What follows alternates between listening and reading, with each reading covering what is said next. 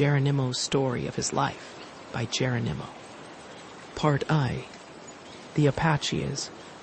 I. Origin of the Apache Indians 3. Roman 2. Subdivisions of the Apache tribe 12. Roman 3. Early life 17. Roman 4. Tribal amusements, manners, and customs 26.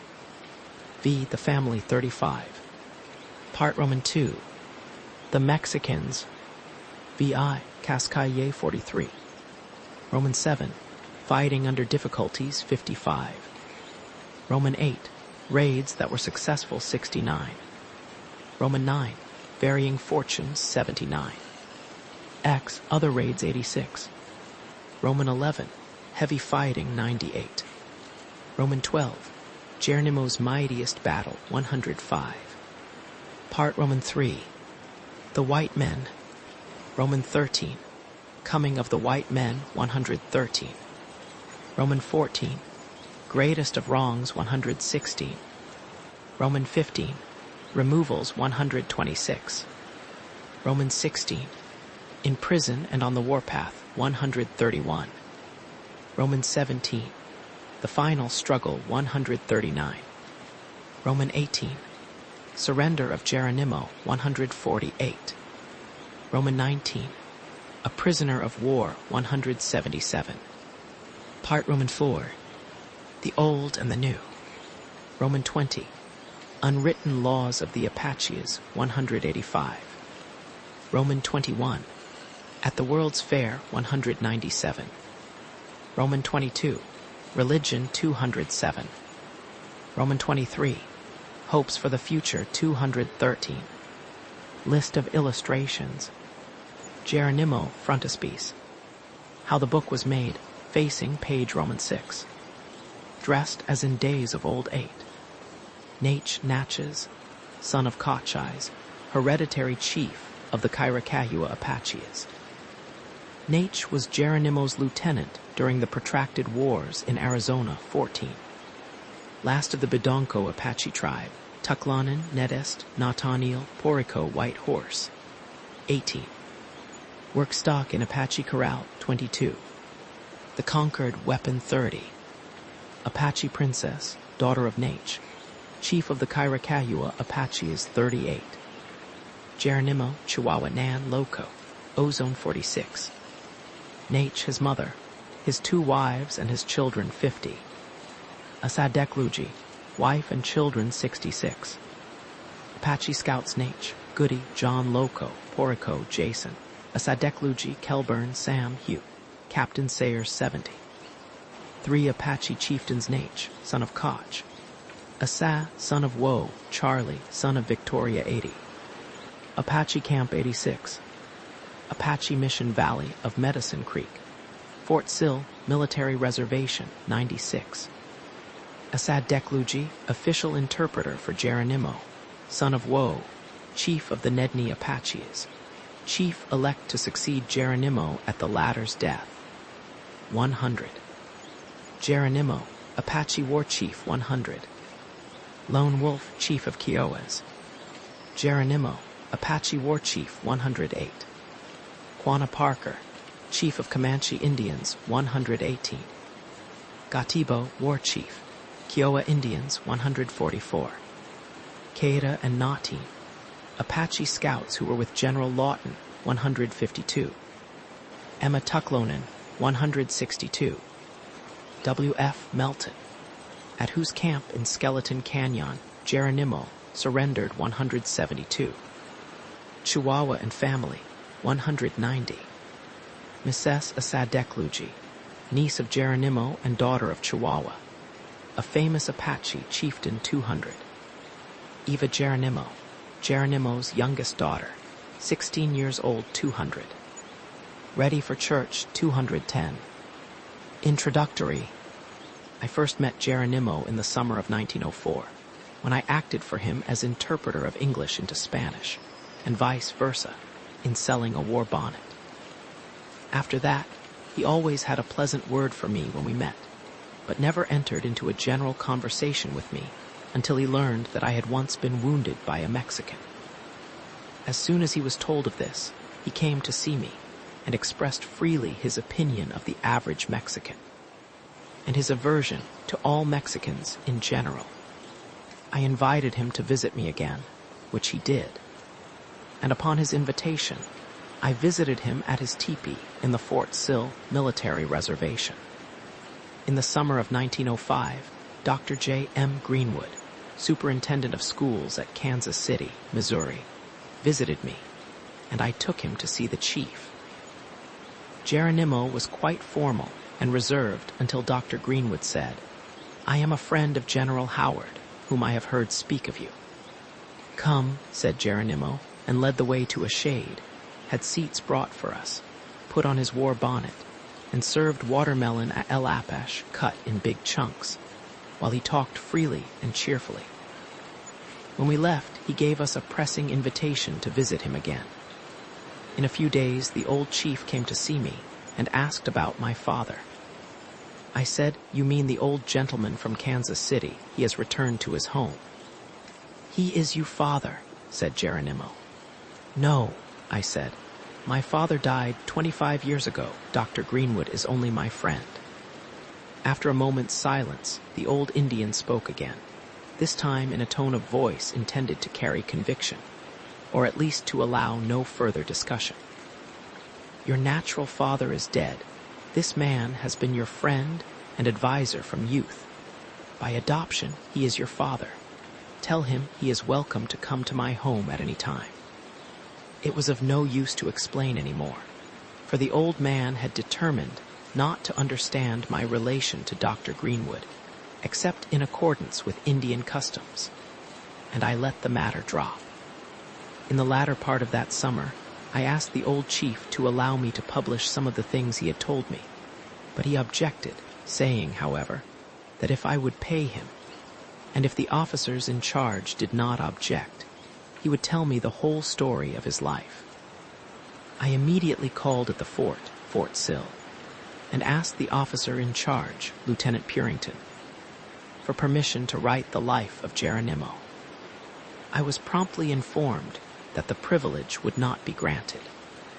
Lieutenant Purington explained to me the many depredations committed by Geronimo and his warriors, and the enormous cost of subduing the Apaches, adding that the old Apache deserved to be hanged rather than spoiled by so much attention from civilians.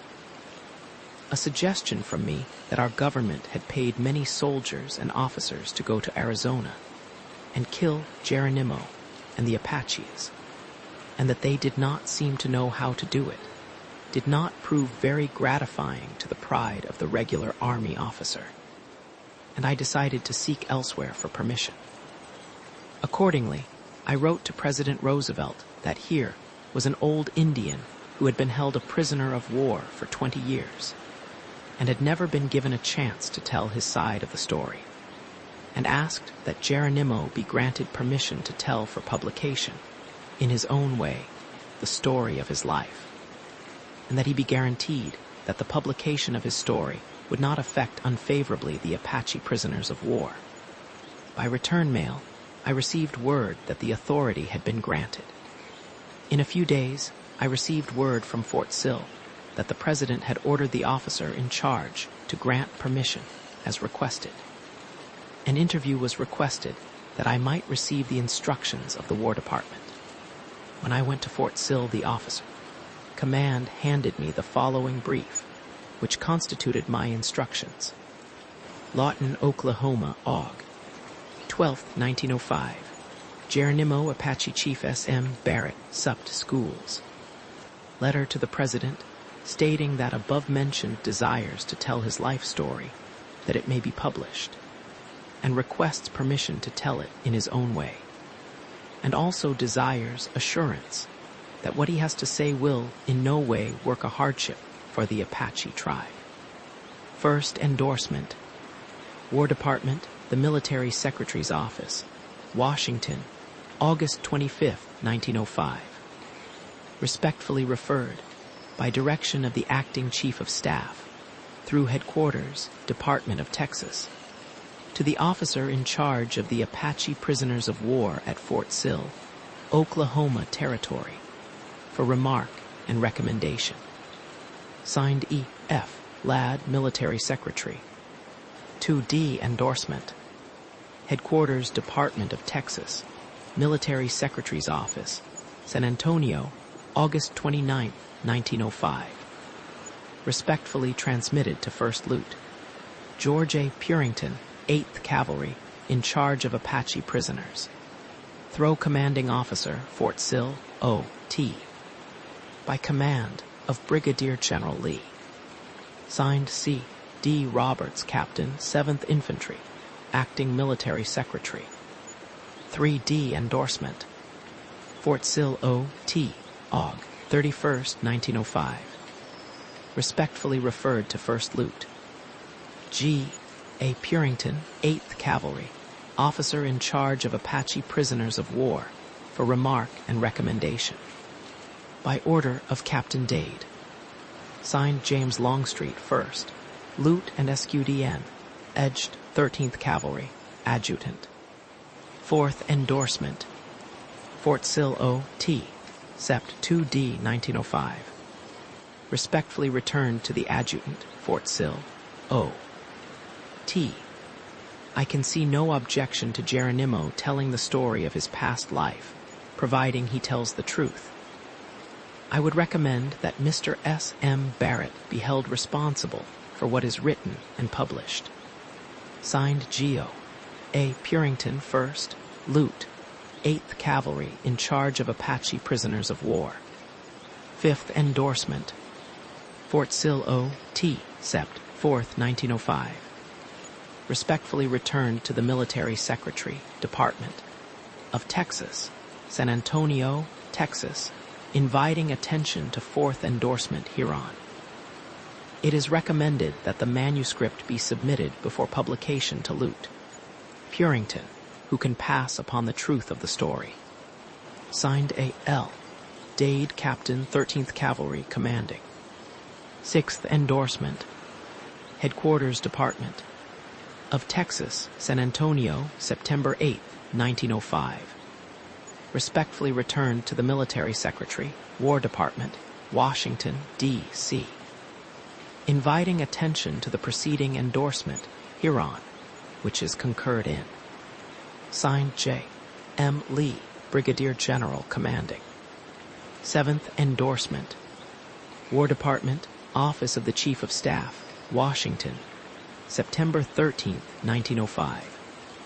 Respectfully submitted to the Honorable the Secretary of War, inviting attention to the foregoing endorsements.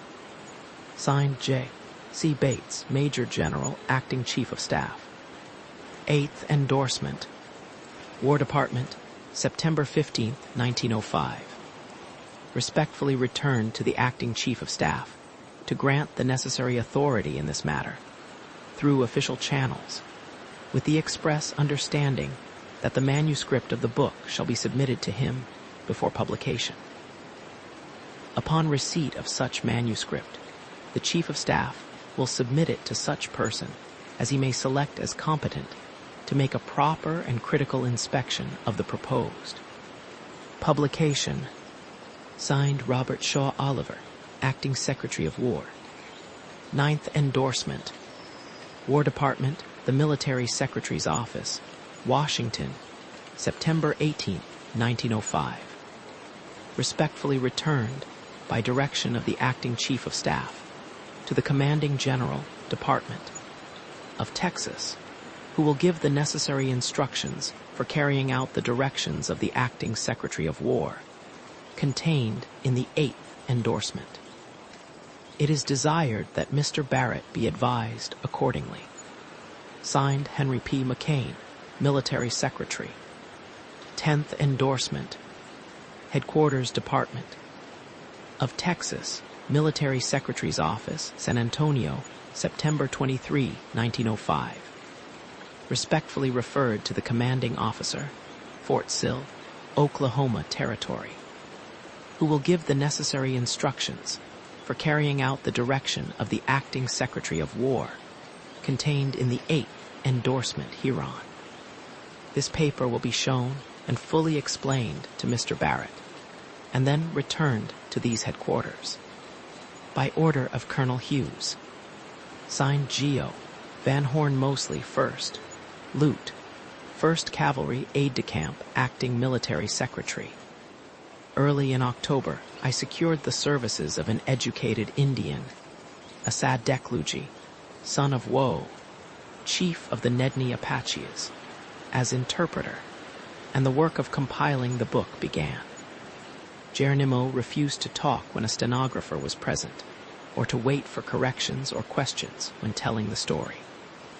Each day he had in mind what he would tell, and told it in a very clear, brief manner. He might prefer to talk at his own teepee, at Asadekluji's house, in some mountain dell, or as he rode in a swinging gallop across the prairie. Wherever his fancy led him, there he told whatever he wished to tell and no more. On the day that he first gave any portion of his autobiography, he would not be questioned about any details, nor would he add another word, but simply said, "Write what I have spoken," and left us to remember and write the story without one bit of assistance. He would agree, however, to come on another day to my study, or any place designated by me, and listen to the reproduction, in Apache, of what had been told, and at such times would answer all questions or add information wherever he could be convinced that it was necessary. He soon became so tired of book-making that he would have abandoned the task, but for the fact that he had agreed to tell the complete story. When he once gives his word, nothing will turn him from fulfilling his promise. A very striking illustration of this was furnished by him early in January 1906. He had agreed to come to my study on a certain date, but at the appointed hour, the interpreter came alone and said that Geronimo was very sick with cold and fever. He had come to tell me that we must appoint another date, as he feared the old warrior had an attack of pneumonia. It was a cold day, and the interpreter drew a chair up to the grate to warm himself after the exposure of the long ride. Just as he was seating himself, he looked out of the window, then rose quickly, and without speaking pointed to a rapidly moving object coming our way. In a moment, I recognized the old chief riding furiously, evidently trying to arrive as soon as the interpreter did, his horse flecked with foam and reeling from exhaustion. Dismounting, he came in and said in a hoarse whisper, "I promised to come. I am here." I explained to him that I had not expected him to come on such a stormy day, and that in his physical condition, he must not try to work. He stood for some time, and then, without speaking, left the room, remounted his tired pony, and with bowed head faced 10 long miles of cold north wind. He had kept his promise. When he had finished his story, I submitted the manuscript to Major Charles W. Taylor, 18th Cavalry, Commandant, Fort Sill, Oklahoma, who gave me some valuable suggestions as to additional related information, which I asked Geronimo to give. In most cases, the old chief gave the desired information, but in some instances he refused, stating his reasons for so doing. When the added information had been incorporated, I submitted the manuscript to President Roosevelt, from whose letter I quote, "This is a very interesting volume which you have in manuscript, but I would advise that you disclaim responsibility in all cases where the reputation of an individual is assailed. In accordance with that suggestion, I have appended notes throughout the book disclaiming responsibility for adverse criticisms of any persons mentioned by Geronimo." On June 2d, 1906, I transmitted the complete manuscript to the War Department. The following quotation is from the letter of transmission. In accordance with endorsement number 8 of the brief, submitted to me by the commanding officer of Fort Sill, which endorsement constituted the instructions of the department, I submit herewith manuscript of the autobiography of Geronimo. The manuscript has been submitted to the President, and at his suggestion, I have disclaimed any responsibility for the criticisms made by Geronimo of individuals mentioned. 6 weeks after the manuscript was forwarded, Thomas C. Barry, Brigadier General, Assistant to the Chief of Staff, sent to the President the following: Memorandum for the Secretary of War. Subject: Manuscript of the Autobiography of Geronimo. The paper herewith, which was referred to this office on July 6th, with instructions to report as to whether there is anything objectionable in it, is returned. The manuscript is an interesting autobiography of a notable Indian, made by himself. There are a number of passages which, from the departmental point of view, are decidedly objectionable. These are found on pages 73, 74, 90, 91, and 97, and are indicated by marginal lines in red. The entire manuscript appears in a way important as showing the Indian side of a prolonged controversy. But it is believed that the document, either in whole or in part, should not receive the approval of the War Department. The memorandum is published, that the objections of the War Department may be made known to the public. The objection is raised to the mention on pages 73 and 74 of the manuscript of an attack upon Indians in a tent at Apache Pass or Bowie by U.S. soldiers. The statement of Geronimo is, however, substantially confirmed by L.C. Hughes, editor of the Star, Tucson, Arizona. On pages 90 and 91 of the manuscript, Geronimo criticized General Crook. This criticism is simply Geronimo's private opinion of General Crook.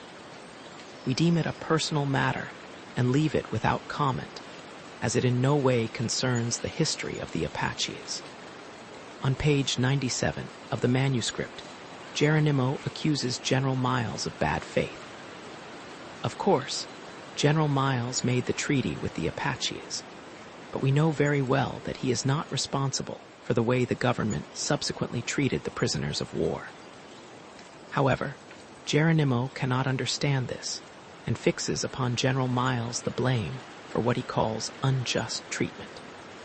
One could not expect the Department of War to approve adverse criticisms of its own acts, but it is especially gratifying that such a liberal view has been taken of these criticisms, and also that such a frank statement of the merits of the autobiography is submitted in the memorandum. Of course, neither the President nor the War Department is in any way responsible for what Geronimo says. He has simply been granted the opportunity to state his own case as he sees it. The fact that Geronimo has told the story in his own way is doubtless the only excuse necessary to offer for the many unconventional features of this work.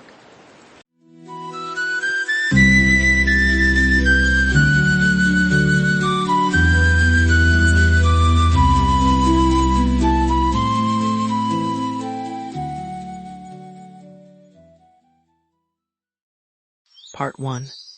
The Apaches, Geronimo, Chapter 1, Origin of the Apache Indians. In the beginning, the world was covered with darkness. There was no sun, no day. The perpetual night had no moon or stars. There were, however, all manner of beasts and birds. Among the beasts were many hideous, nameless monsters, as well as dragons, lions, tigers, wolves, foxes, beavers, rabbits, squirrels, rats, mice, and all manner of creeping things such as lizards and serpents. Mankind could not prosper under such conditions, for the beasts and serpents destroyed all human offspring. All creatures had the power of speech and were gifted with reason. There were 2 tribes of creatures, the birds or the feathered tribe and the beasts. The former were organized under their chief, the eagle. These tribes often held councils, and the birds wanted light admitted. This the beasts repeatedly refused to do. Finally, the birds made war against the beasts. The beasts were armed with clubs, but the eagle had taught his tribe to use bows and arrows. The serpents were so wise that they could not all be killed. One took refuge in a perpendicular cliff of a mountain in Arizona, and his eye changed into a brilliant stone, may be seen in that rock to this day. The bears, when killed, would each be changed into several other bears, so that the more bears the feathered tribe killed, the more there were.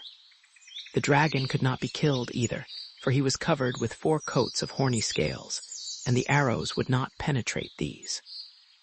One of the most hideous, vile monsters, nameless, was proof against arrows, so the eagle flew high up in the air with a round, white stone, and let it fall on this monster's head, killing him instantly. This was such a good service that the stone was called sacred. A symbol of this stone is used in the tribal game of Ka. They fought for many days, but at last the birds won the victory. After this war was over, although some evil beasts remained, the birds were able to control the councils, and light was admitted. Then mankind could live and prosper. The eagle was chief in this good fight. Therefore, his feathers were worn by man as emblems of wisdom, justice, and power. Among the few human beings that were yet alive was a woman who had been blessed with many children. But these had always been destroyed by the beasts. If by any means she succeeded in eluding the others, the dragon, who was very wise and very evil, would come himself and eat her babes. After many years, a son of the rainstorm was born to her, and she dug for him a deep cave. The entrance to this cave she closed, and over the spot built a campfire.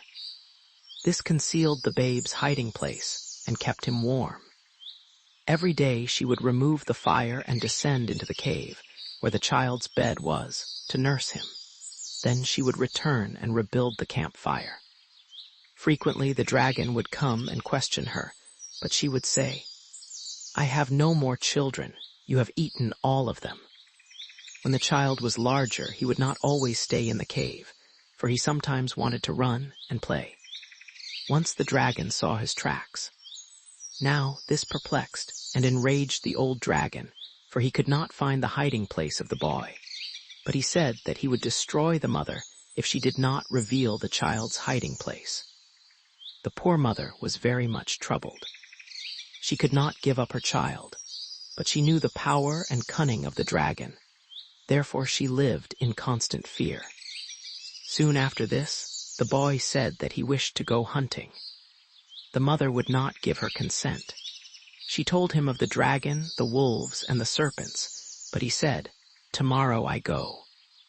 At the boy's request, his uncle, who was the only man then living, made a little bow and some arrows for him, and the two went hunting the next day. They trailed the deer far up the mountain, and finally the boy killed a buck. His uncle showed him how to dress the deer and broil the meat. They broiled 2 hind quarters, one for the child and one for his uncle. When the meat was done, they placed it on some bushes to cool. Just then, the huge form of the dragon appeared. The child was not afraid, but his uncle was so dumb with fright that he did not speak or move. The dragon took the boy's parcel of meat and went aside with it. He placed the meat on another bush and seated himself beside it. Then he said, "This is the child I have been seeking. Boy, you are nice and fat, so when I have eaten this venison, I shall eat you." The boy said, "No, you shall not eat me, and you shall not eat that meat." So he walked over to where the dragon sat and took the meat back to his own seat. The dragon said, "I like your courage, but you are foolish. What do you think you could do?" "Well," said the boy, "I can do enough to protect myself, as you may find out." Then the dragon took the meat again, and then the boy retook it. 4 times in all the dragon took the meat, and after the 4th time the boy replaced the meat, he said, "Dragon, will you fight me?" The dragon said, "Yes, in whatever way you like." The boy said, "I will stand 100 paces distant from you, and you may have 4 shots at me with your bow and arrows, provided that you will then exchange places with me and give me 4 shots. "Good," said the dragon. "Stand up." Then the dragon took his bow, which was made of a large pine tree. He took 4 arrows from his quiver. They were made of young pine tree saplings, and each arrow was 20 feet in length. He took deliberate aim, but just as the arrow left the bow, the boy made a peculiar sound and leaped into the air. Immediately the arrow was shivered into 1,000 splinters, and the boy was seen standing on the top of a bright rainbow over the spot where the dragon's aim had been directed. Soon the rainbow was gone, and the boy was standing on the ground again. 4 times this was repeated. Then the boy said, "Dragon, stand here. It is my time to shoot." The dragon said, "All right. Your little arrows cannot pierce my first coat of horn, and I have 3 other coats shoot away." The boy shot an arrow, striking the dragon just over the heart, and 1 coat of the great horny scales fell to the ground. The next shot another coat, and then another, and the dragon's heart was exposed. Then the dragon trembled, but could not move. Before the 4th arrow was shot, the boy said, "Uncle, you are dumb with fear. You have not moved. Come here, or the dragon will fall on you." His uncle ran toward him. Then he sped the 4th arrow with true aim, and it pierced the dragon's heart. With a tremendous roar, the dragon rolled down the mountainside, down 4 precipices into a canyon below. Immediately storm clouds swept the mountains, lightning flashed, thunder rolled, and the rain poured. When the rainstorm had passed, far down in the canyon below, they could see fragments of the huge body of the dragon lying among the rocks, and the bones of this dragon may still be found there. This boy's name was Apache. Yuzen taught him how to prepare herbs for medicine, how to hunt, and how to fight. He was the first chief of the Indians and wore the eagle's feathers as the sign of justice, wisdom, and power. To him, and to his people, as they were created, Yuzen gave homes in the land of the West.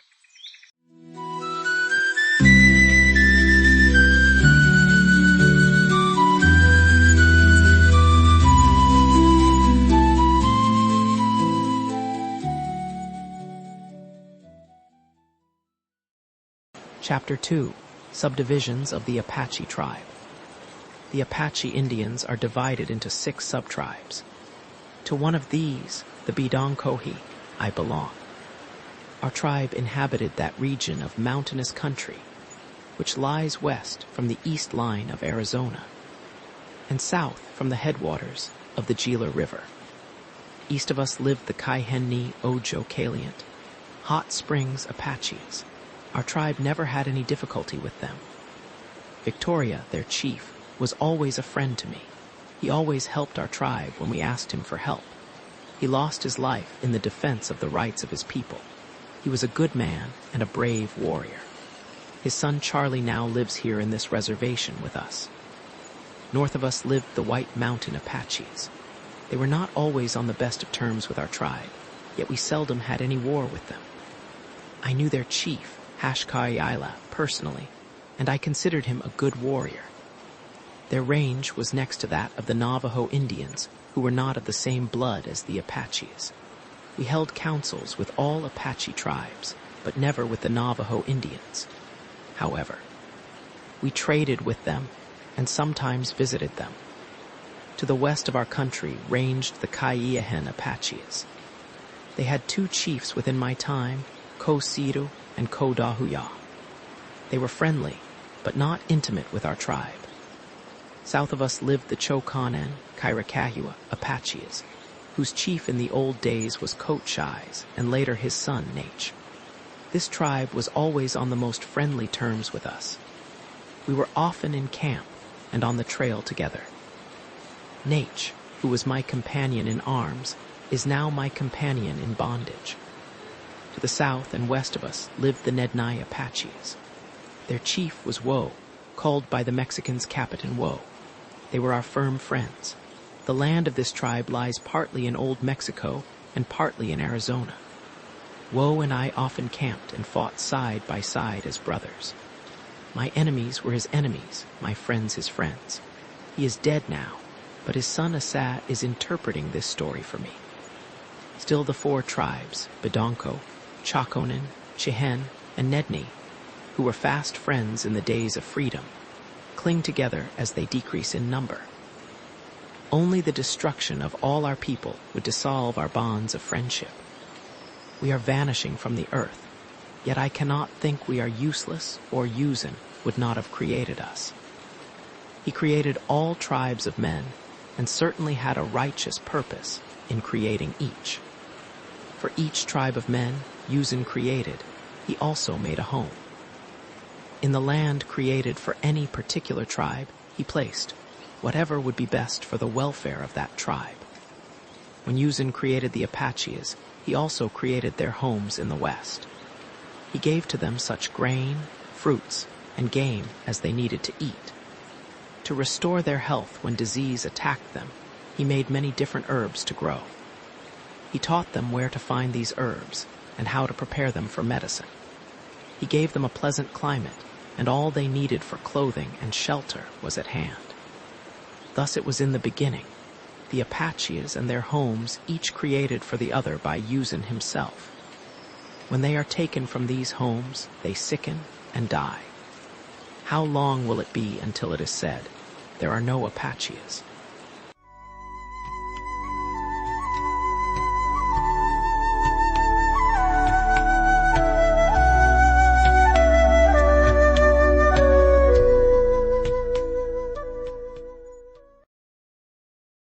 Chapter 3, Early Life. I was born in Nodoyon Canyon, Arizona, June 1829. In that country which lies around the headwaters of the Gila River, I was reared. This range was our fatherland. Among these mountains our wigwams were hidden. The scattered valleys contained our fields. The boundless prairies, stretching away on every side, were our pastures. The rocky caverns were our burying places. I was fourth in a family of 8 children, 4 boys and 4 girls. Of that family, only myself, my brother, Poriko White Horse, and my sister, Nadasti, are yet alive. We are held as prisoners of war in this military reservation, Fort Sill. As a babe, I rolled on the dirt floor of my father's teepee, hung in my tsock, Apache name for cradle, at my mother's back, or suspended from the bough of a tree. I was warmed by the sun, rocked by the winds, and sheltered by the trees as other Indian babes. When a child, my mother taught me the legends of our people, taught me of the sun and sky, the moon and stars, the clouds and storms. She also taught me to kneel and pray to Yuuzhan for strength, health, wisdom, and protection. We never prayed against any person, but if we had aught against any individual, we ourselves took vengeance.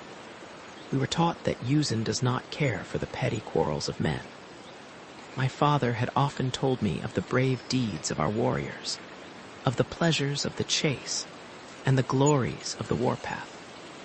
With my brothers and sisters, I played about my father's home. Sometimes we played at hide and seek among the rocks and pines. Sometimes we loitered in the shade of the cottonwood trees or sought the shudok, a kind of wild cherry, while our parents worked in the field. Sometimes we played that we were warriors. We would practice stealing upon some object that represented an enemy, and in our childish imitation, often performed the feats of war. Sometimes we would hide away from our mother to see if she could find us, and often when thus concealed go to sleep, and perhaps remain hidden for many hours. When we were old enough to be of real service, we went to the field with our parents, not to play, but to toil. When the crops were to be planted, we broke the ground with wooden hoes. We planted the corn in straight rows, the beans among the corn, and the melons and pumpkins in irregular order over the field. We cultivated these crops as there was need. Our field usually contained about 2 acres of ground. The fields were never fenced. It was common for many families to cultivate land in the same valley and share the burden of protecting the growing crops from destruction by the ponies of the tribe, or by deer and other wild animals. Melons were gathered as they were consumed. In the autumn, pumpkins and beans were gathered and placed in bags or baskets. Ears of corn were tied together by the husks, and then the harvest was carried on the backs of ponies up to our homes. Here the corn was shelled, and all the harvest stored away in caves or other secluded places to be used in winter. We never fed corn to our ponies, but if we kept them up in the winter time, we gave them fodder to eat. We had no cattle or other domestic animals except our dogs and ponies. We did not cultivate tobacco, but found it growing wild. This we cut and cured in autumn, but if the supply ran out, the leaves from the stalks left standing served our purpose. All Indians smoked men and women. No boy was allowed to smoke until he had hunted alone and killed large game wolves and bears. Unmarried women were not prohibited from smoking, but were considered immodest if they did so. Nearly all matrons smoked. Besides grinding the corn by hand with stone mortars and pestles for bread, we sometimes crushed it and soaked it, and after it had fermented made from this juice a tiswin, which had the power of intoxication and was very highly prized by the Indians. This work was done by the squaws and children. When berries or nuts were to be gathered, the small children and the squaws would go in parties to hunt them, and sometimes stay all day. When they went any great distance from camp, they took ponies to carry the baskets. I frequently went with these parties, and upon one of these excursions, a woman named Chocola got lost from the party and was riding her pony through a thicket in search of her friends. Her little dog was following as she slowly made her way through the thick underbrush and pine trees. All at once, a grizzly bear rose in her path and attacked the pony. She jumped off and her pony escaped, but the bear attacked her. So she fought him the best she could with her knife. Her little dog, by snapping at the bear's heels and detracting his attention from the woman, enabled her for some time to keep pretty well out of his reach. Finally, the grizzly struck her over the head, tearing off almost her whole scalp. She fell, but did not lose consciousness, and while prostrate struck him 4 good licks with her knife. And he retreated. After he had gone, she replaced her torn scalp and bound it up as best she could. Then she turned deathly sick and had to lie down. That night, her pony came into camp with his load of nuts and berries, but no rider. The Indians hunted for her, but did not find her until the second day. They carried her home, and under the treatment of their medicine men, all her wounds were healed. The Indians knew what herbs to use for medicine, how to prepare them, and how to give the medicine. This they had been taught by Yuuzhan in the beginning, and each succeeding generation had men who were skilled in the art of healing. In gathering the herbs, in preparing them, and in administering the medicine, as much faith was held in prayer as in the actual effect of the medicine. Usually about 8 persons worked together in making medicine, and there were forms of prayer and incantations to attend each stage of the process. 4 attended to the incantations, and 4 to the preparation of the herbs. Some of the Indians were skilled in cutting out bullets, arrowheads, and other missiles with which warriors were wounded. I myself have done much of this, using a common dirk or butcher knife. Small children wore very little clothing in winter, and none in the summer. Women usually wore a primitive skirt, which consisted of a piece of cotton cloth fastened about the waist and extending to the knees. Men wore breech cloths and moccasins. In winter, they had shirts and leggings in addition. Frequently, when the tribe was in camp, a number of boys and girls, by agreement, would steal away and meet at a place several miles distant, where they could play all day free from tasks. They were never punished for these frolics, but if their hiding places were discovered, they were ridiculed.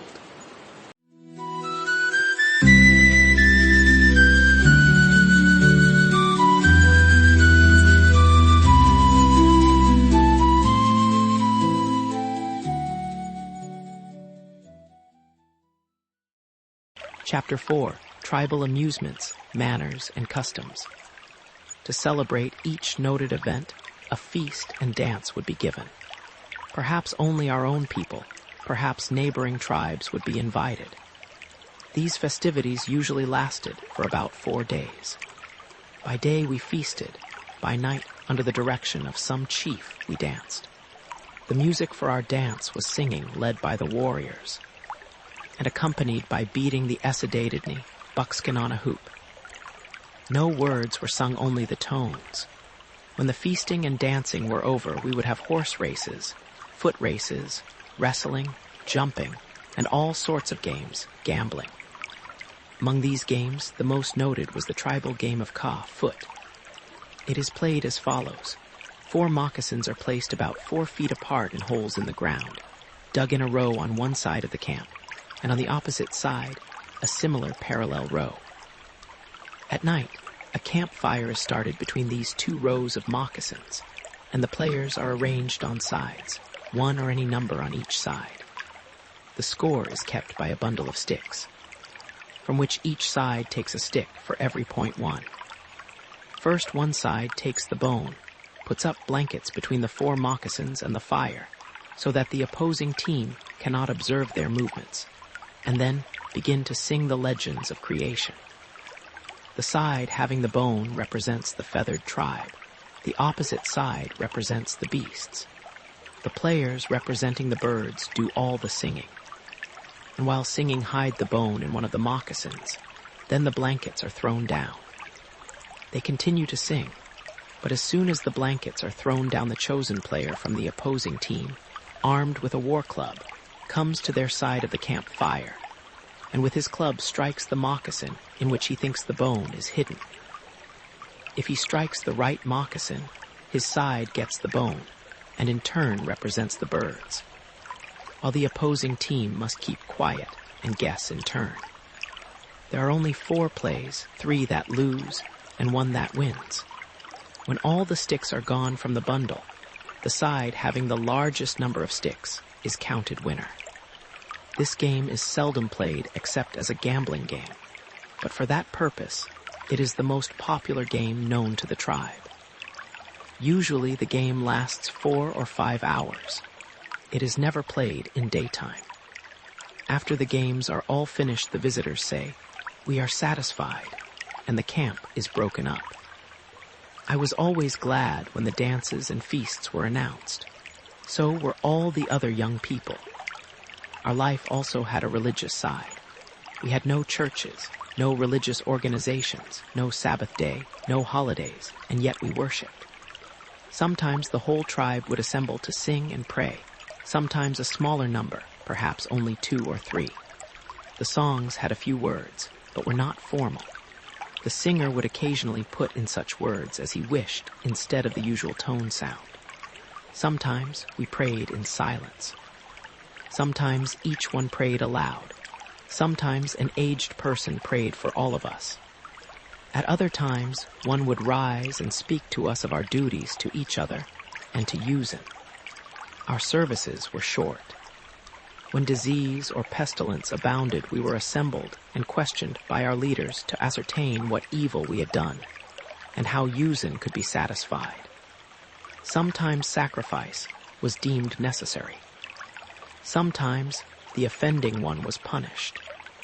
If an Apache had allowed his aged parents to suffer for food or shelter, if he had neglected or abused the sick, if he had profaned our religion, or had been unfaithful, he might be banished from the tribe. The Apaches had no prisons as white men have. Instead of sending their criminals into prison, they sent them out of their tribe. These faithless, cruel, lazy, or cowardly members of the tribe were excluded in such a manner that they could not join any other tribe. Neither could they have any protection from our unwritten tribal laws. Frequently, these outlaw Indians banded together and committed depredations, which were charged against the regular tribe. However, the life of an outlaw Indian was a hard lot, and their bands never became very large. Besides, these bands frequently provoked the wrath of the tribe and secured their own destruction. When I was about 8 or 10 years old, I began to follow the chase, and to me, this was never work. Out on the prairies, which ran up to our mountain homes, wandered herds of deer, antelope, elk, and buffalo, to be slaughtered when we needed them. Usually we hunted buffalo on horseback, killing them with arrows and spears. Their skins were used to make teepees and bedding, their flesh to eat. It required more skill to hunt the deer than any other animal. We never tried to approach a deer, except against the wind. Frequently, we would spend hours in stealing upon grazing deer. If they were in the open, we would crawl long distances on the ground, keeping a weed or brush before us, so that our approach would not be noticed. Often we could kill several out of one herd before the others would run away. Their flesh was dried and packed in vessels, and would keep in this condition for many months. The hide of the deer was soaked in water and ashes, and the hair removed, and then the process of tanning continued until the buckskin was soft and pliable. Perhaps no other animal was more valuable to us than the deer. In the forests and along the streams were many wild turkeys. These we would drive to the plains, then slowly ride up toward them until they were almost tired out. When they began to drop and hide, we would ride in upon them, and by swinging from the side of our horses, catch them. If one started to fly, we would ride swiftly under him and kill him with a short stick, or hunting club. In this way, we could usually get as many wild turkeys as we could carry home on a horse. There were many rabbits in our range, and we also hunted them on horseback. Our horses were trained to follow the rabbit at full speed, and as they approached them, we would swing from one side of the horse and strike the rabbit with our hunting club. If he was too far away, we would throw the stick and kill him. This was great sport when we were boys, but as warriors, we seldom hunted small game. There were many fish in the streams, but as we did not eat them, we did not try to catch or kill them. Small boys sometimes threw stones at them or shot at them for practice with their bows and arrows. Yuuzhan did not intend snakes, frogs, or fishes to be eaten. I have never eaten of them. There were many eagles in the mountains. These we hunted for their feathers. It required great skill to steal upon an eagle, for besides having sharp eyes, he is wise and never stops at any place where he does not have a good view of the surrounding country. I have killed many bears with a spear, but was never injured in a fight with one. I have killed several mountain lions with arrows, and one with a spear. Both bears and mountain lions are good for food and valuable for their skin. When we killed them, we carried them home on our horses. We often made quivers for our arrows from the skin of the mountain lion. These were very pretty and very durable. During my minority, we had never seen a missionary or a priest. We had never seen a white man. Thus quietly lived the Bidonkohi Apaches.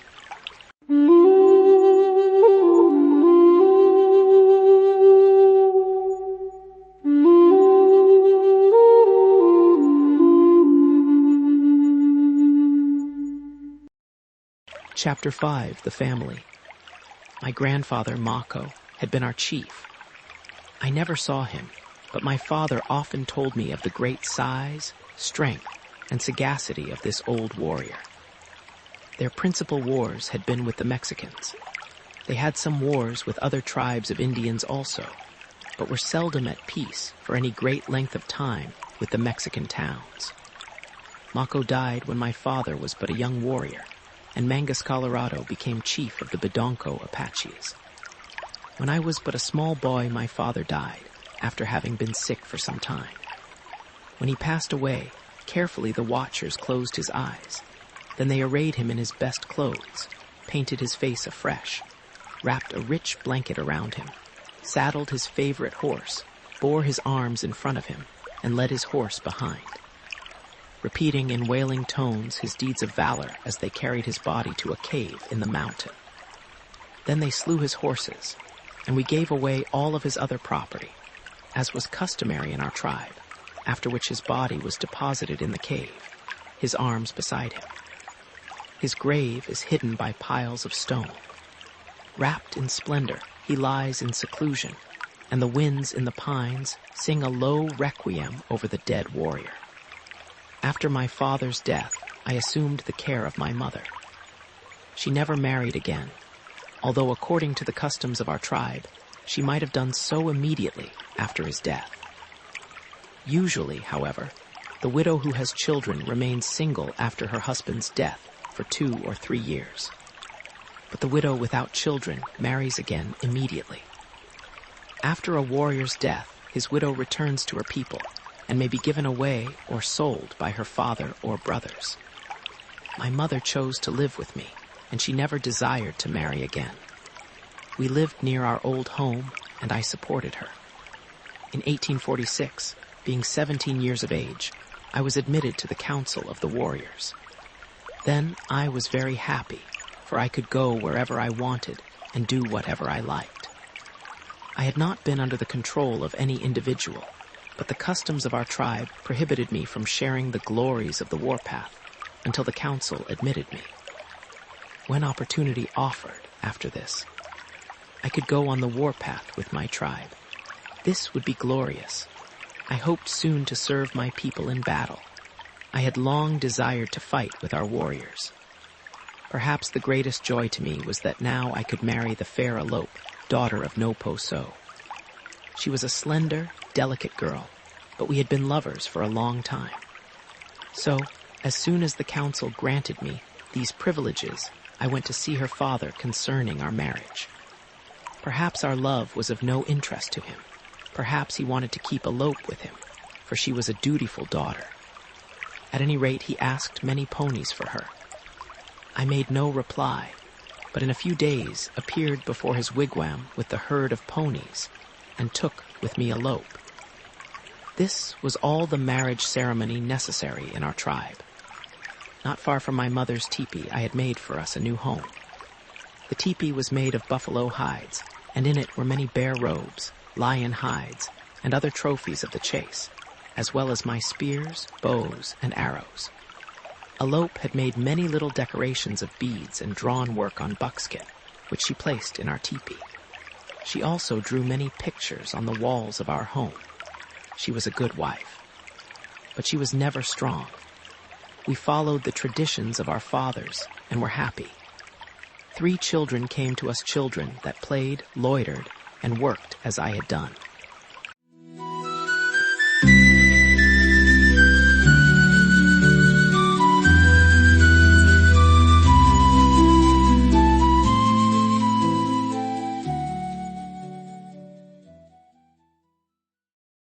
Part 2, The Mexicans, Chapter 6, Cascaye. The massacre.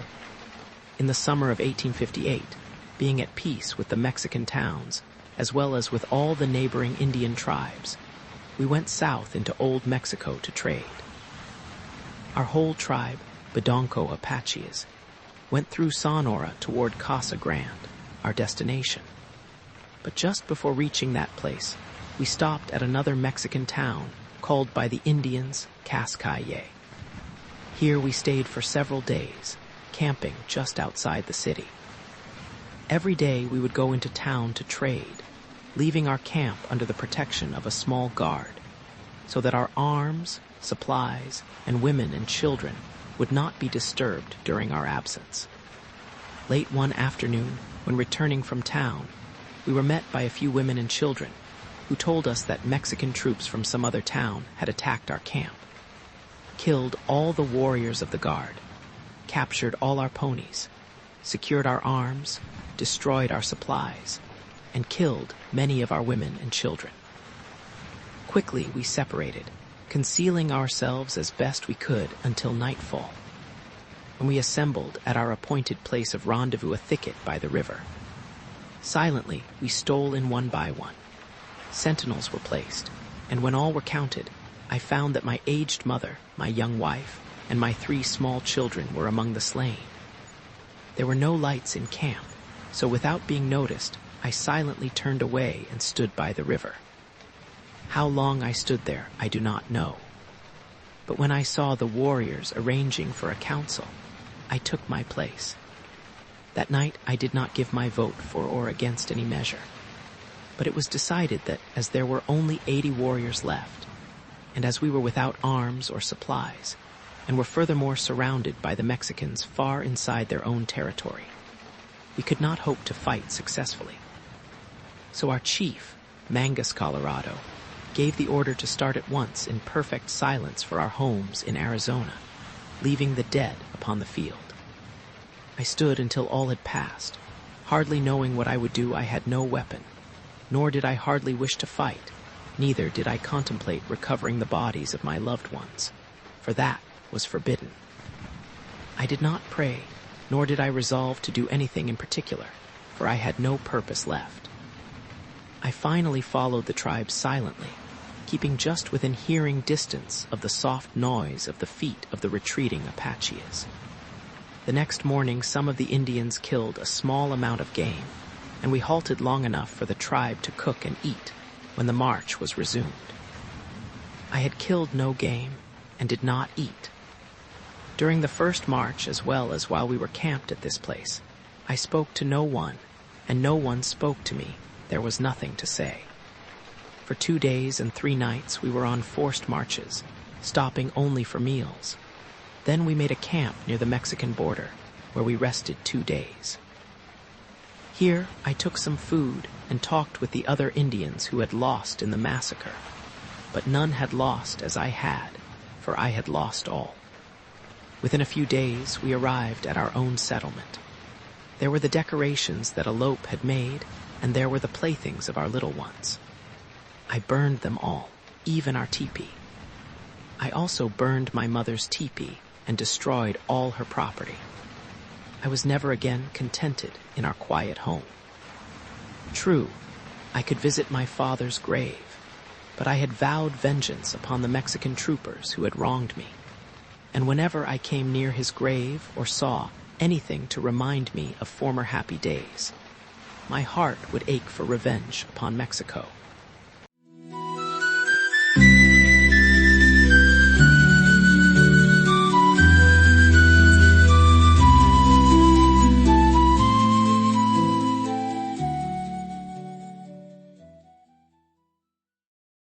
Revenge.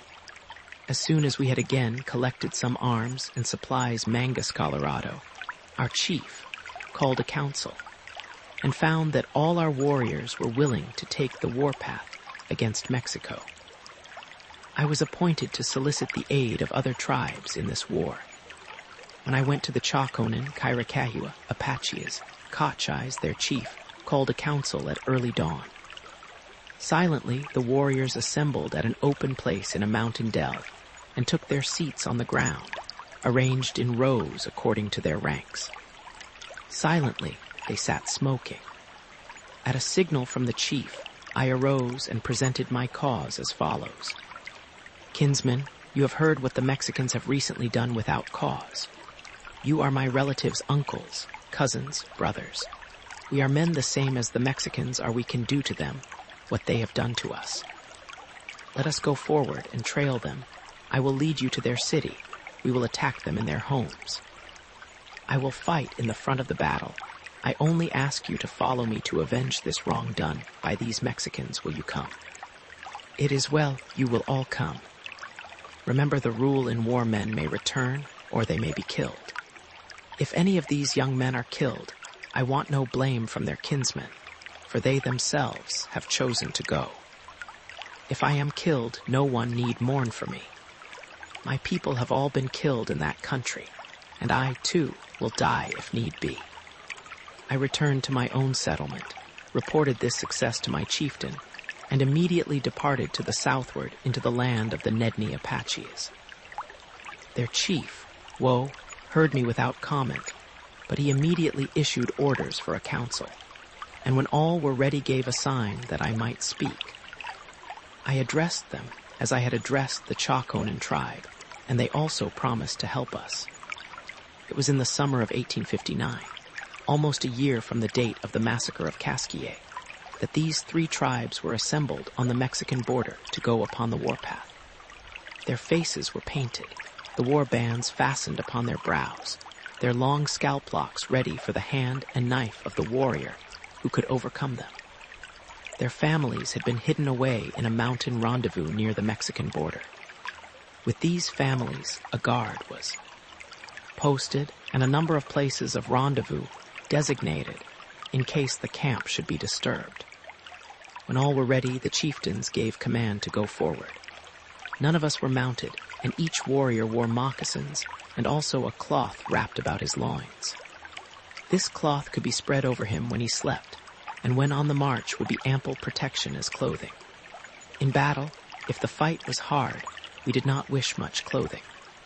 Each warrior carried 3 days' rations, but as we often killed game while on the march, we seldom were without food. We traveled in 3 divisions. The Bedonko Apache is led by Mangus Colorado, the Chaconan Apache is by Cochise, and the Nedni Apache is by Woe. However, there was no regular order inside the separate tribes. We usually marched about 14 hours per day, making 3 stops for meals, and traveling 40 to 45 miles a day. I acted as guide into Mexico, and we followed the river courses and mountain ranges because we could better thereby keep our movements concealed. We entered Sonora and went southward past Quitaco, Nacazari, and many smaller settlements. When we were almost at Arispe, we camped, and 8 men rode out from the city to parley with us. These we captured, killed, and scalped. This was to draw the troops from the city, and the next day they came. The skirmishing lasted all day without a general engagement, but just at night we captured their supply train, so we had plenty of provisions and some more guns. That night we posted sentinels and did not move our camp, but rested quietly all night, for we expected heavy work the next day. Early the next morning, the warriors were assembled to pray not for help, but that they might have health and avoid ambush or deceptions by the enemy. As we had anticipated, about 10 o'clock in the morning, the whole Mexican force came out. There were 2 companies of cavalry and 2 of infantry. I recognized the cavalry as the soldiers who had killed my people at Casquier. This I told to the chieftains, and they said that I might direct the battle. I was no chief and never had been, but because I had been more deeply wronged than others, this honor was conferred upon me, and I resolved to prove worthy of the trust. I arranged the Indians in a hollow circle near the river, and the Mexicans drew their infantry up in 2 lines, with the cavalry in reserve. We were in the timber, and they advanced until within about 400 yards, when they halted and opened fire. Soon I led a charge against them, at the same time sending some braves to attack their rear. In all the battle I thought of my murdered mother, wife, and babies of my father's grave and my vow of vengeance, and I fought with fury. Many fell by my hand, and constantly I led the advance.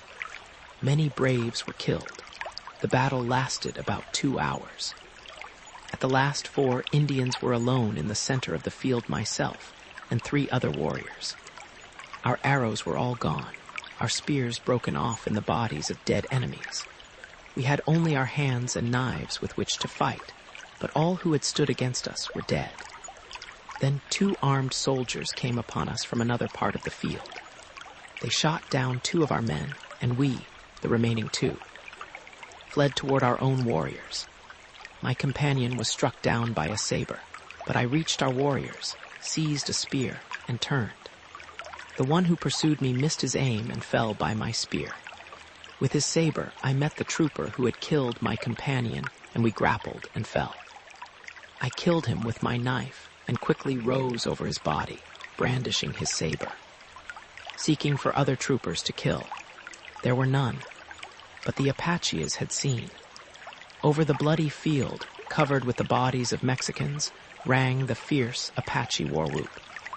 Still covered with the blood of my enemies, still holding my conquering weapon, still hot with the joy of battle, victory, and vengeance, I was surrounded by the Apache braves and made war chief of all the Apaches. Then I gave orders for scalping the slain. I could not call back my loved ones. I could not bring back the dead Apaches, but I could rejoice in this revenge. The Apaches had avenged the massacre of Cascaye.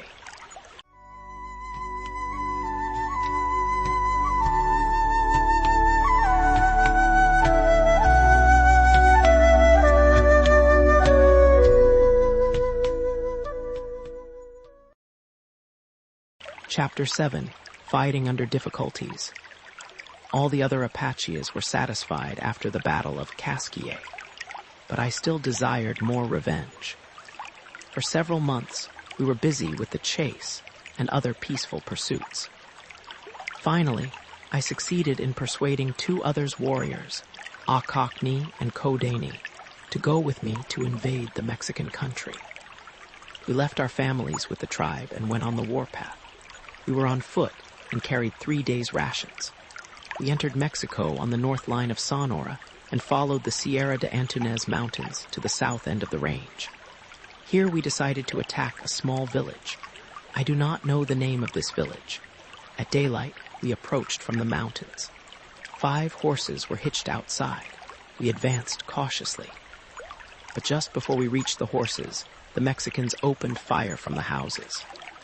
My 2 companions were killed. Mexicans swarmed on every side. Some were mounted, some were on foot, and all seemed to be armed. 3 times that day I was surrounded, but I kept fighting, dodging, and hiding. Several times during the day while in concealment, I had a chance to take deliberate aim at some Mexican, who, gun in hand, was looking for me. I do not think I missed my aim either time. With the gathering darkness, I found more time to retreat toward Arizona. But the Mexicans did not quit the chase. Several times the next day, mounted Mexicans tried to head me off. Many times they fired on me, but I had no more arrows. So I depended upon running and hiding, although I was very tired. I had not eaten since the chase began, nor had I dared to stop for rest. The second night I got clear of my pursuers, but I never slackened my pace until I reached our home in Arizona. I came into our camp without booty, without my companions, exhausted, but not discouraged. The wives and children of my 2 dead companions were cared for by their people. Some of the Apaches blamed me for the evil result of the expedition, but I said nothing. Having failed, it was only proper that I should remain silent. But my feelings toward the Mexicans did not change. I still hated them and longed for revenge.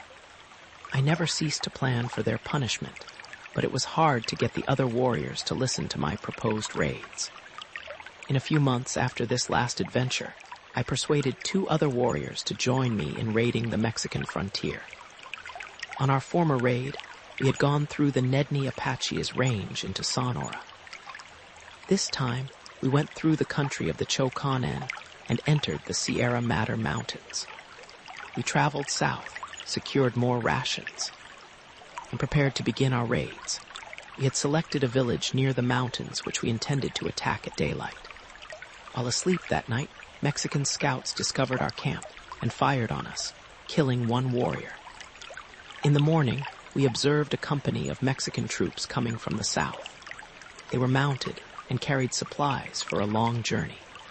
We followed their trail until we were sure that they were headed for our range in Arizona.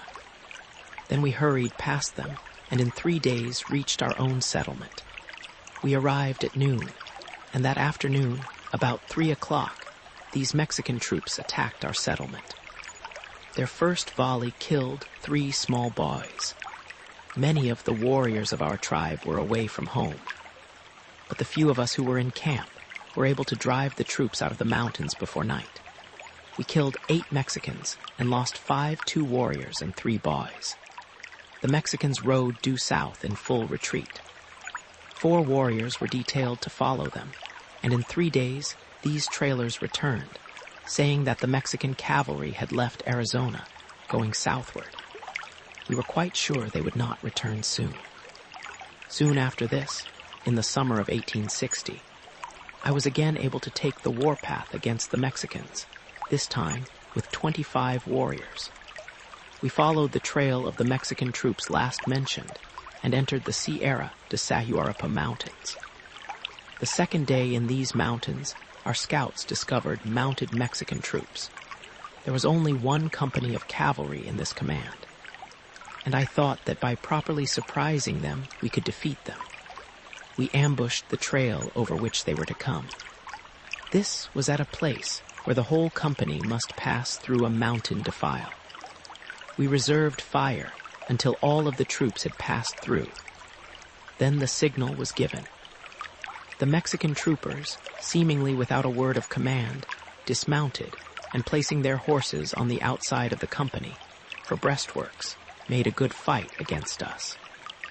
I saw that we could not dislodge them without using all our ammunition. So I led a charge. The warriors suddenly pressed in from all sides, and we fought hand to hand. During this encounter, I raised my spear to kill a Mexican soldier just as he leveled his gun at me. I was advancing rapidly, and my foot slipping in a pool of blood, I fell under the Mexican trooper. He struck me over the head with the butt of his gun, knocking me senseless. Just at that instant, a warrior who followed in my footsteps killed the Mexican with a spear. In a few minutes, not a Mexican soldier was left alive. When the Apache war cry had died away and their enemies had been scalped, they began to care for their dead and wounded.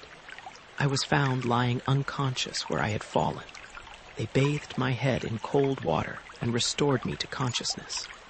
Then they bound up my wound, and the next morning, although weak from loss of blood and suffering from a severe headache, I was able to march on the return to Arizona. I did not fully recover for months, and I still wear the scar given me by that musketeer. In this fight, we had lost so heavily that there really was no glory in our victory, and we returned to Arizona. No one seemed to want to go on the warpath again that year. In the summer 1861, with 12 warriors, I again went into Mexico. We entered Chihuahua and followed south on the east side of the Sierra Madre Mountains 4 days' journey, then crossed over to the Sierra de Sahuaripa Range, not far east of Casa Grande.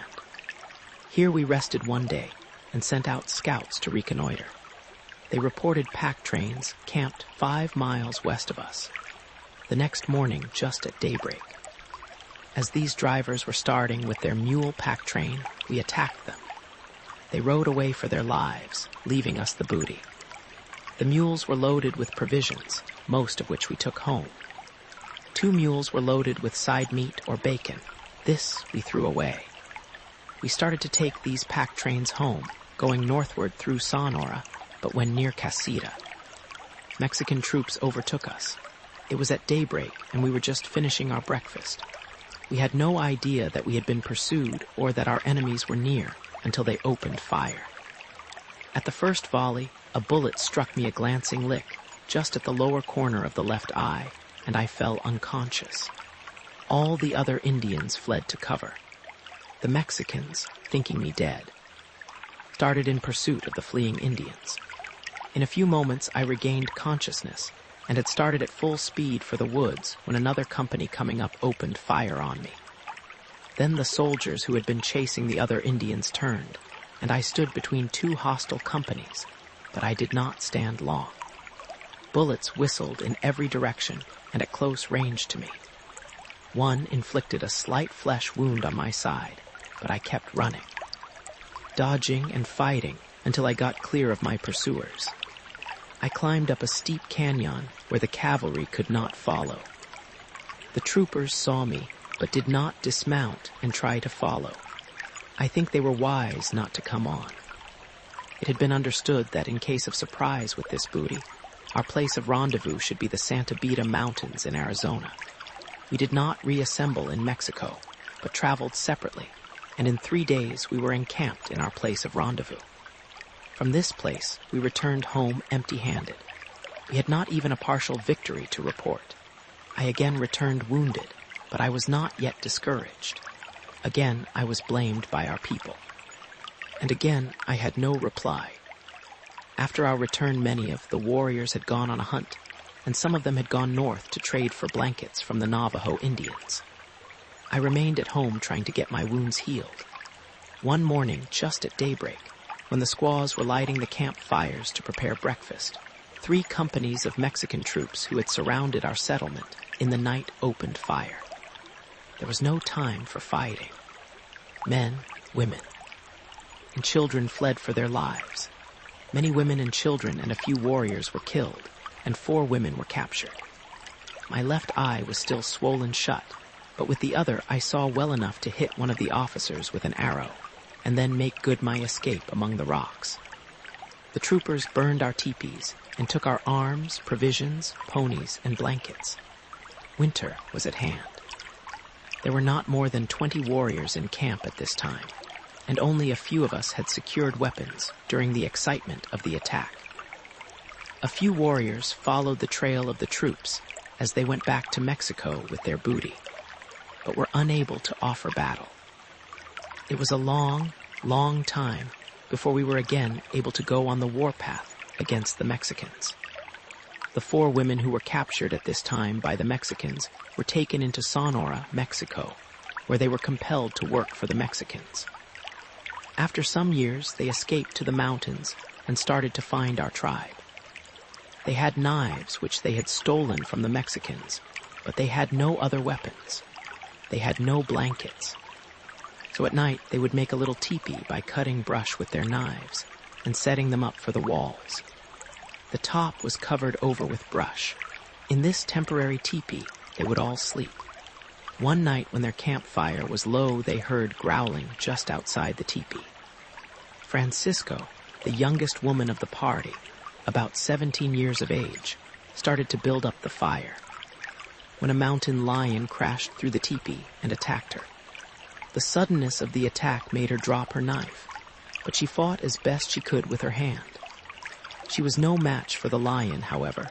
Her left shoulder was crushed and partly torn away. The lion kept trying to catch her by the throat. This she prevented with her hands for a long time. He dragged her for about 300 yards. Then she found her strength was failing her from loss of blood, and she called to the other women for help.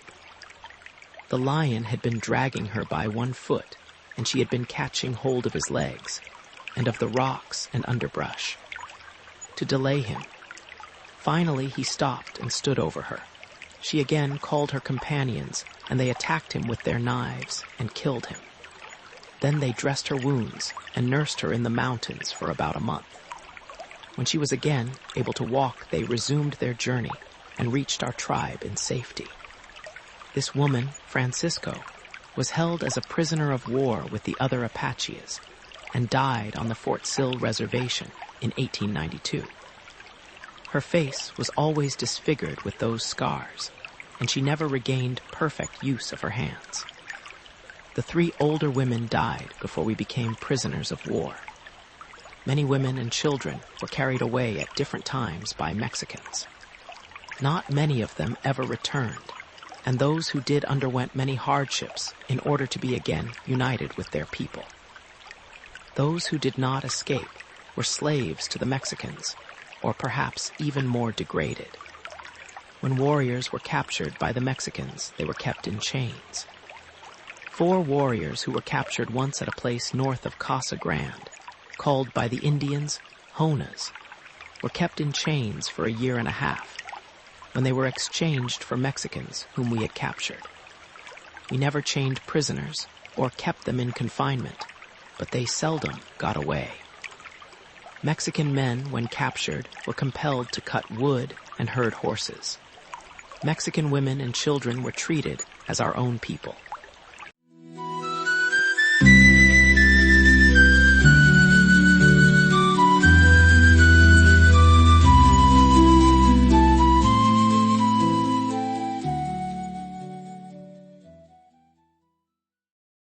Chapter 8. Raids that were successful.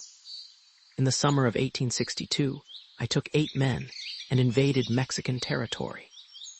We went south on the west side of the Sierra Madre Mountains for 5 days. Then in the night, crossed over to the southern part of the Sierra de Sayuripa Range.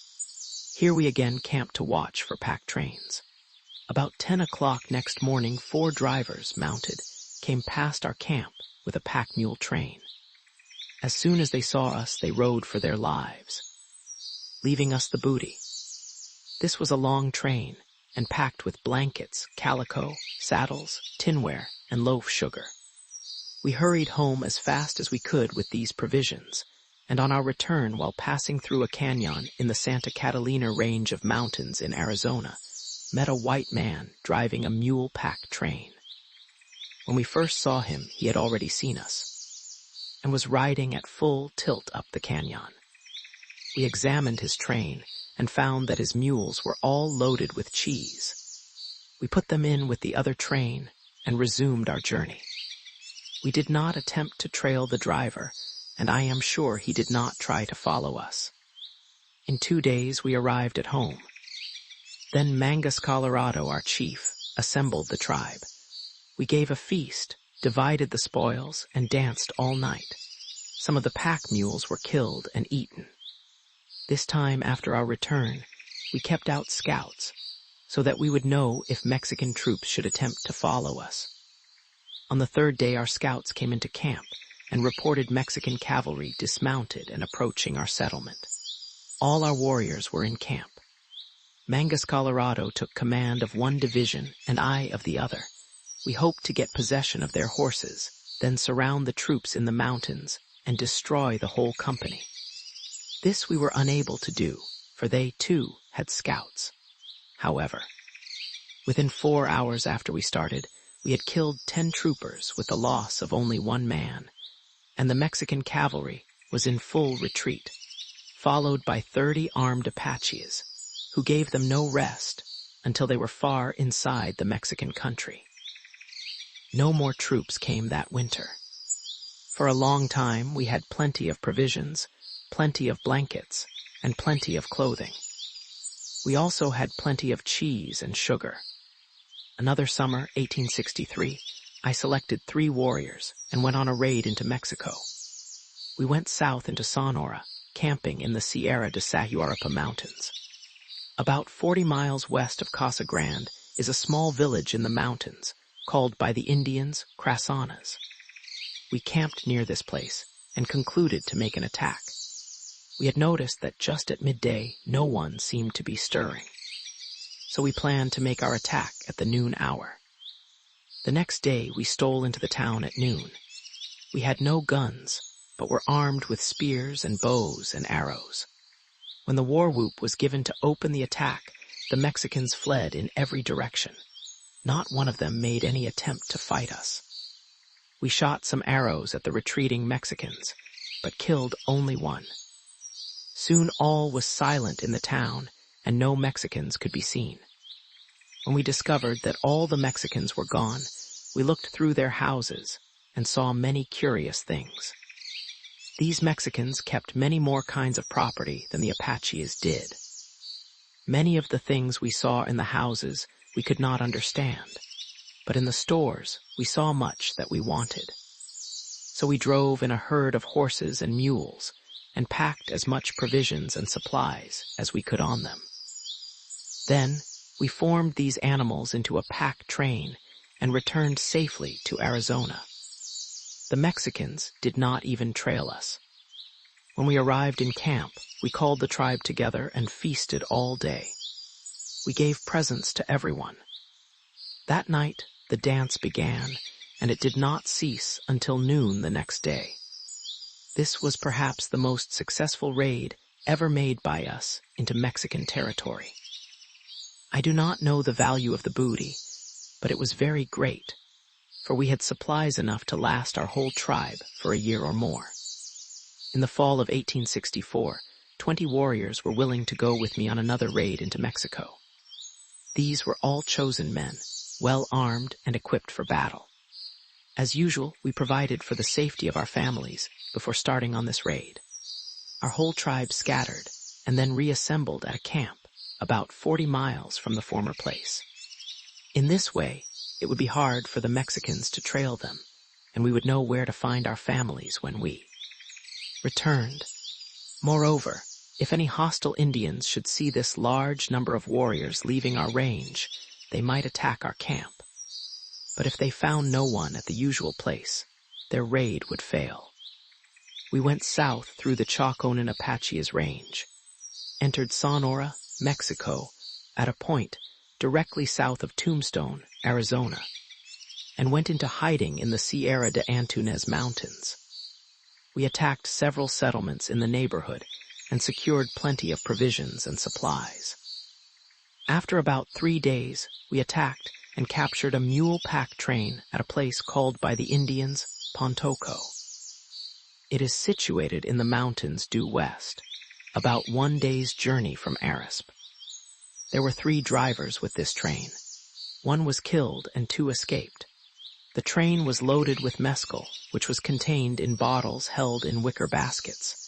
As soon as we made camp, the Indians began to get drunk and fight each other. I, too, drank enough mescal to feel the effect of it, but I was not drunk. I ordered the fighting stopped, but the order was disobeyed. Soon almost a general fight was in progress. I tried to place a guard out around our camp, but all were drunk and refused to serve. I expected an attack from Mexican troops at any moment, and really it was a serious matter for me. For being in command, I would be held responsible for any ill luck attending the expedition. Finally, the camp became comparatively still, for the Indians were too drunk to walk or even to fight. While they were in this stupor, I poured out all the mescal.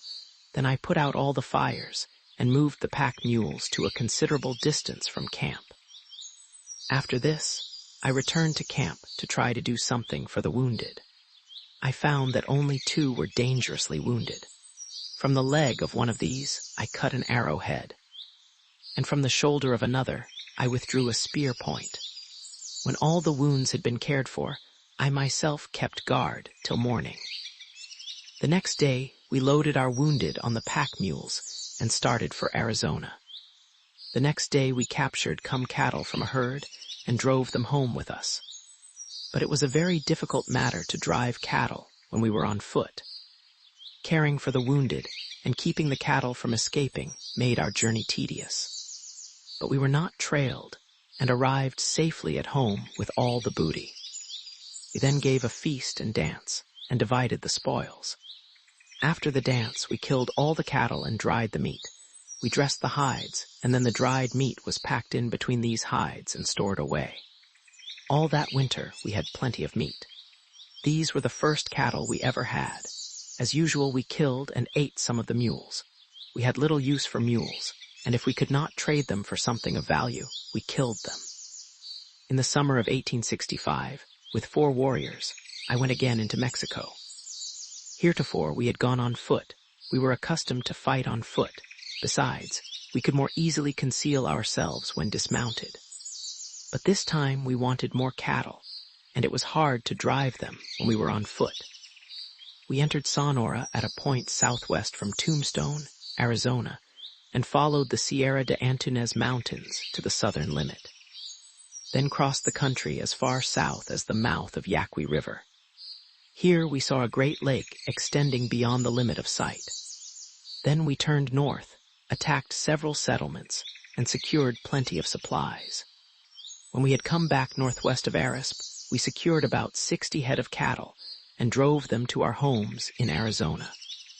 We did not go directly home, but camped in different valleys with our cattle. We were not trailed. When we arrived at our camp, the tribe was again assembled for feasting and dancing. Presents were given to everybody. Then the cattle were killed and the meat dried and packed.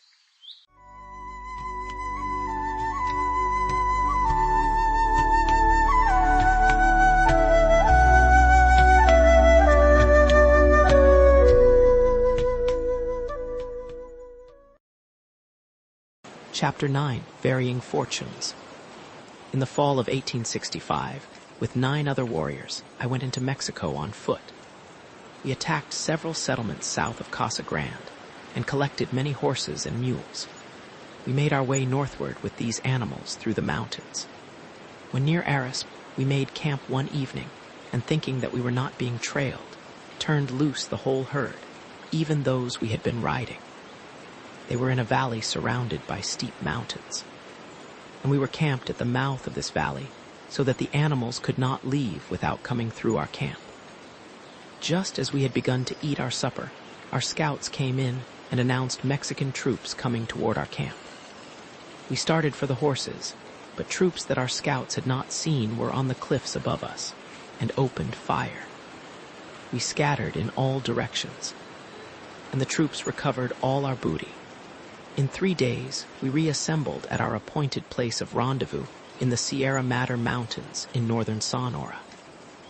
Mexican troops did not follow us, and we returned to Arizona without any more fighting and with no booty. Again, I had nothing to say, but I was anxious for another raid.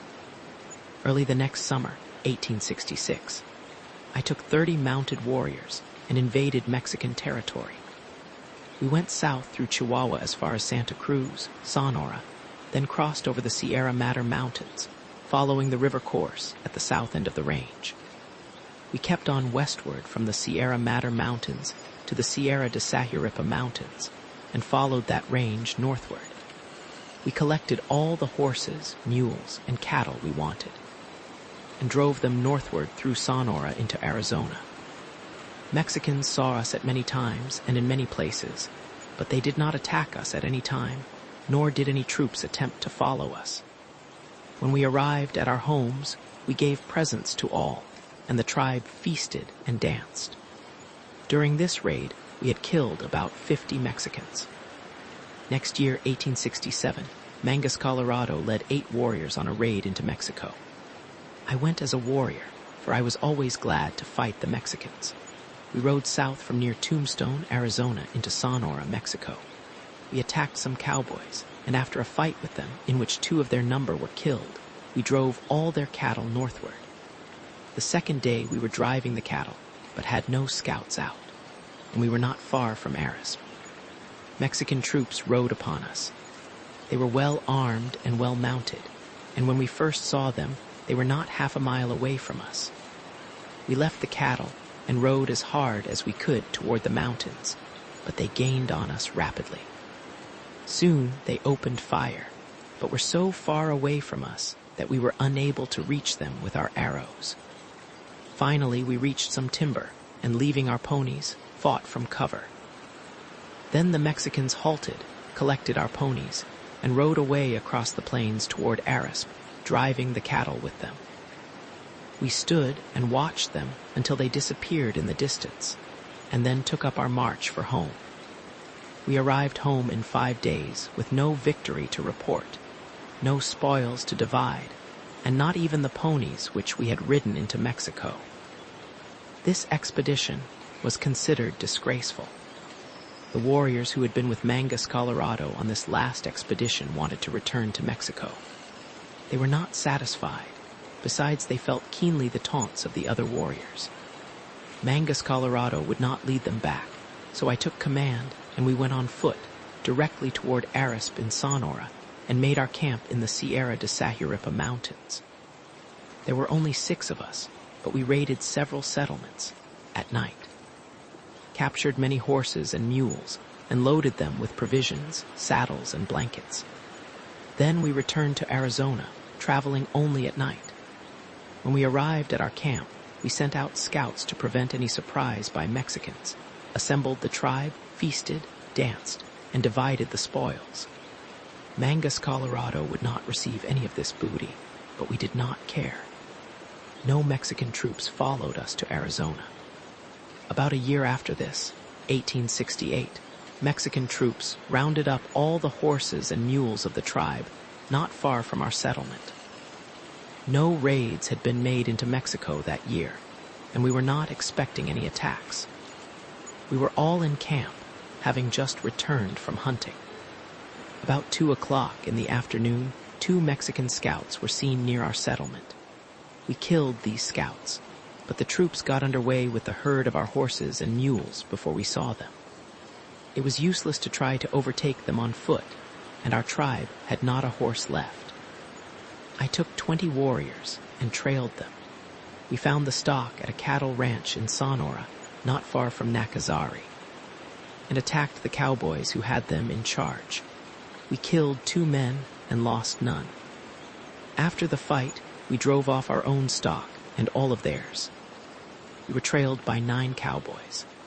I sent the stock on ahead, and with 3 warriors stayed in the rear to intercept any attacking parties. One night when near the Arizona line, we discovered these cowboys on our trail and watched them camp for the night and picket their horses. About midnight, we stole into their camp and silently led away all their horses, leaving the cowboys asleep. Then we rode hard and overtook our companions, who always traveled at night instead of in the daytime. We turned these horses in with the herd and fell back to again intercept anyone who might trail us. What these 9 cowboys did next morning I do not know, and I have never heard the Mexicans say anything about it. I know they did not follow us, for we were not molested. When we arrived in camp at home, there was great rejoicing in the tribe. It was considered a good trick to get the Mexicans' horses and leave them asleep in the mountains. It was a long time before we again went into Mexico or were disturbed by the Mexicans.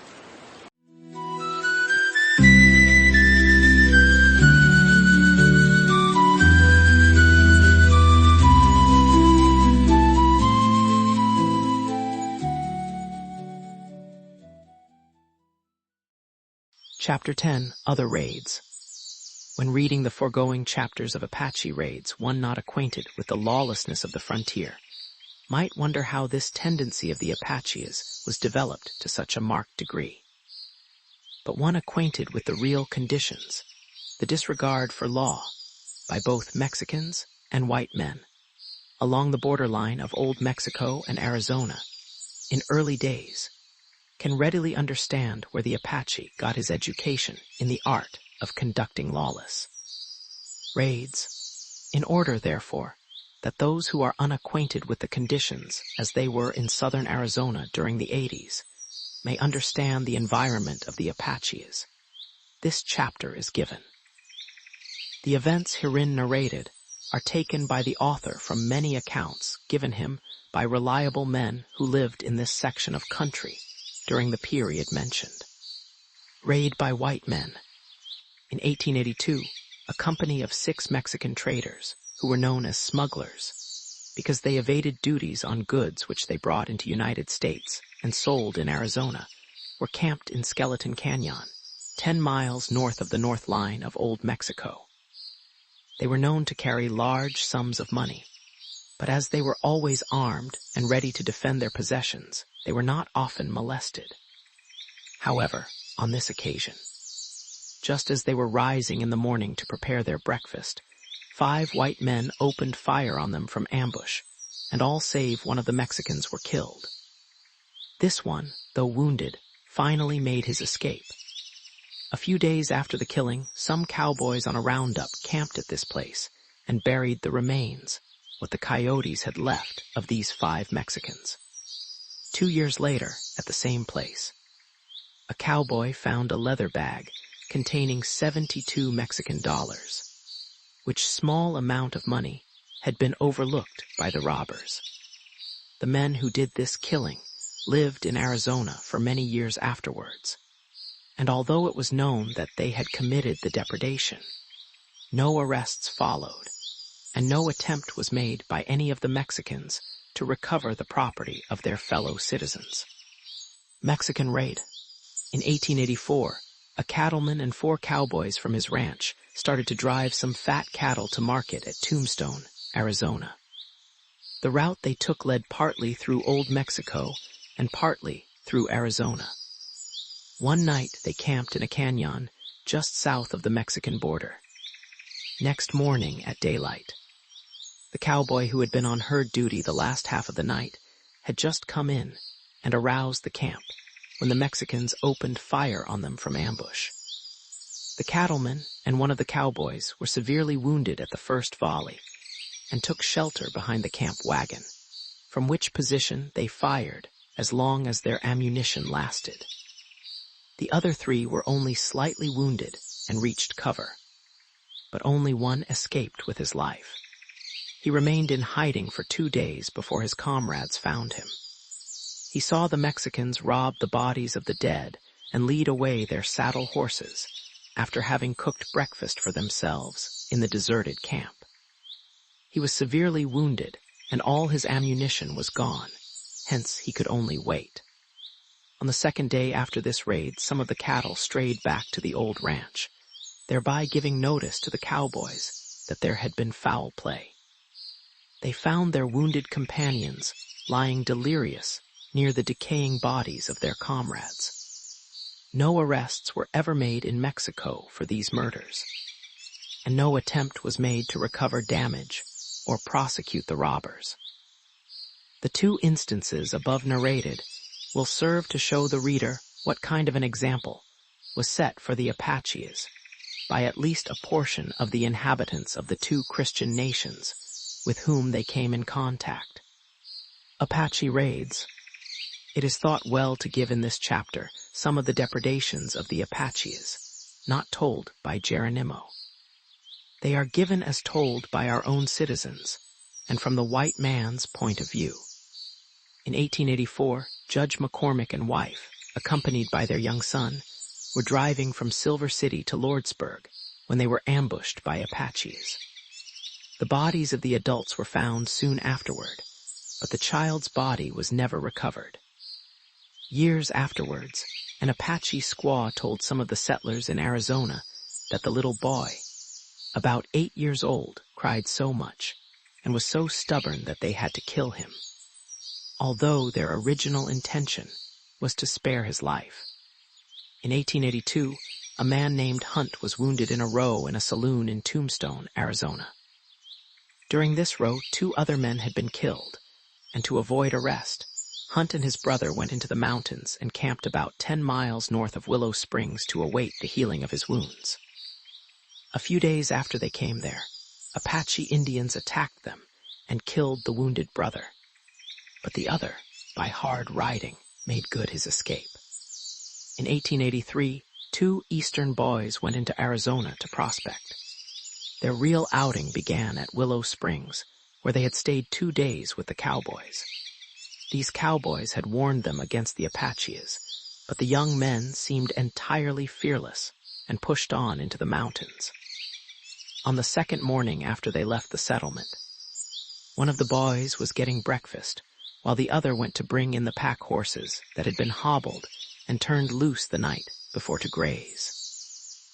Just about the time he found his horses, 2 Apache warriors rode out from cover toward him, and he made a hasty retreat to camp, jumping off of a bluff, and in so doing breaking his leg. A consultation was then held between the 2 Easterners, and it was decided that perhaps all the stories they had been told of the Apache raids were true, and that it was advisable to surrender. Accordingly, a white handkerchief was tied to the end of a pole and raised cautiously above the top of the bluff. In about 10 minutes, the 2 Indians, one a very old warrior and the other a mere boy. Evidently, his son rode into camp and dismounted. The old warrior examined the broken limb, then without a word proceeded to take off the shirt of the uninjured youth, with strips of which he carefully bound up the broken leg. After this, the 2 Indians ate the prepared breakfast and remounted their ponies. Then the old warrior, indicating the direction with his thumb, said Dr. Lordsburg 3 days, and silently rode away. The young men rode 25 miles to San Simon, where the cowboys fitted them out with a wagon to continue their journey to Lordsburg, 75 miles further, where a physician's services could be secured. In 1883, 2 prospectors, Alberts and Reese by name, were driving a team, consisting of a horse and a mule, through Turkey Creek bottoms when they were shot by the Indians. The wagon and harness were left in the road, and the mule was found dead in the road 200 yards from that place. Evidently, the Indians had not much use for him.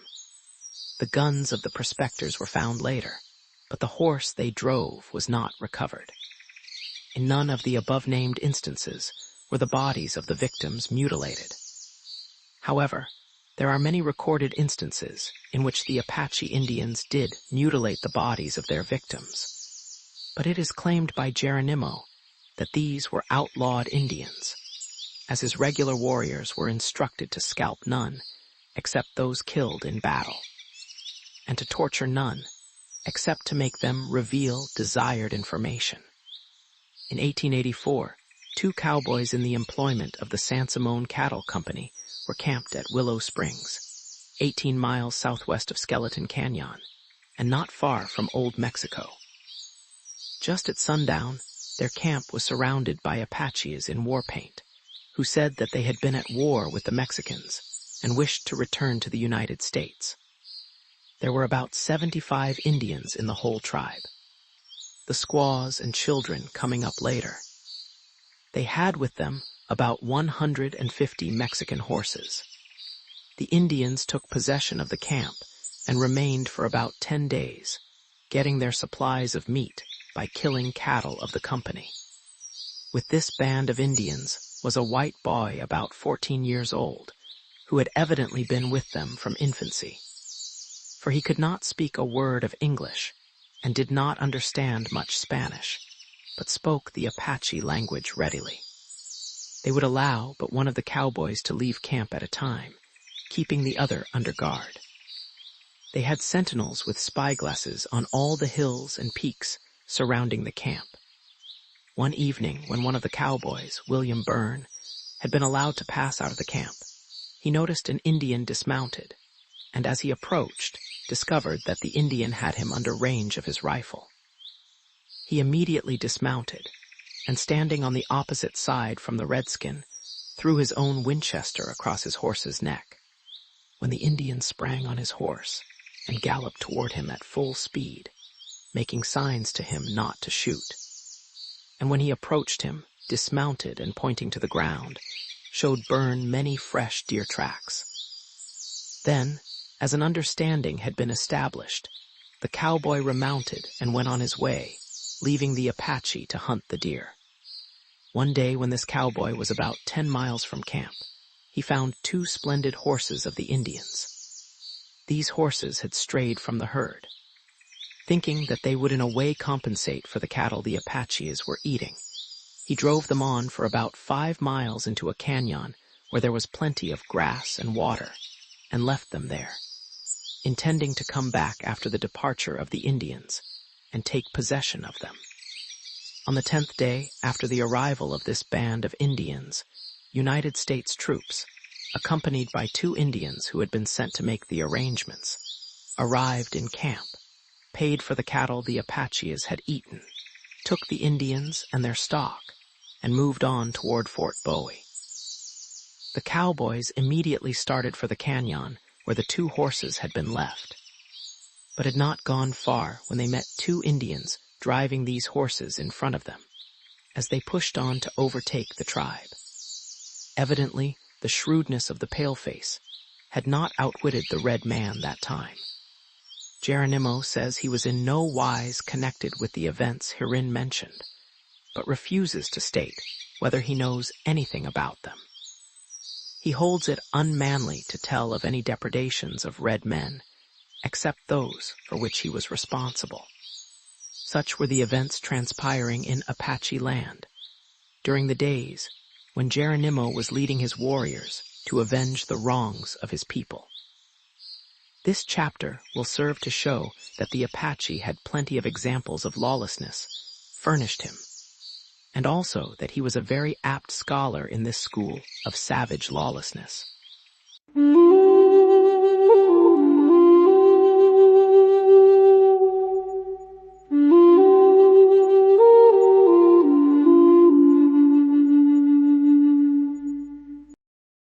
Chapter 11, Heavy Fighting. About 1873, we were again attacked by Mexican troops in our settlement, but we defeated them. Then we decided to make raids into Mexico. We moved our whole camp, packing all our belongings on mules and horses, went into Mexico and made camp in the mountains near Nacori. In moving our camp in this way, we wanted no one to spy on us, and if we passed a Mexican's home, we usually killed the inmates. However, if they offered to surrender and made no resistance or trouble in any way, we would take them prisoners. Frequently, we would change our place of rendezvous. Then we would take with us our prisoners if they were willing to go. But if they were unruly, they might be killed. I remember one Mexican in the Sierra Madre Mountains who saw us moving and delayed us for some time. We took the trouble to get him, thinking the plunder of his house would pay us for the delay. But after we had killed him, we found nothing in his house worth having. We ranged in these mountains for over a year, raiding the Mexican settlements for our supplies, but not having any general engagement with Mexican troops. Then we returned to our homes in Arizona. After remaining in Arizona about a year, we returned to Mexico and went into hiding in the Sierra Madre Mountains. Our camp was near Nacori, and we had just organized bands of warriors for raiding the country when our scouts discovered Mexican troops coming toward our camp to attack us. Battle of White Hill. The chief of the Nedni Apaches, was with me and commanded one division. The warriors were all marched toward the troops and met them at a place about 5 miles from our camp. We showed ourselves to the soldiers, and they quickly rode to the top of a hill and dismounted, placing their horses on the outside for breastworks. It was a round hill, very steep and rocky, and there was no timber on its sides. There were 2 companies of Mexican cavalry, and we had about 60 warriors. We crept up the hill behind the rocks, and they kept up a constant fire. But I had cautioned our warriors not to expose themselves to the Mexicans. I knew that the troopers would waste their ammunition. Soon we had killed all their horses, but the soldiers would lie behind these and shoot at us. While we had killed several Mexicans, we had not yet lost a man. However, it was impossible to get very close to them in this way, and I deemed it best to lead a charge against them. We had been fighting ever since about 1 o'clock, and about the middle of the afternoon, seeing that we were making no further progress, I gave the sign for the advance.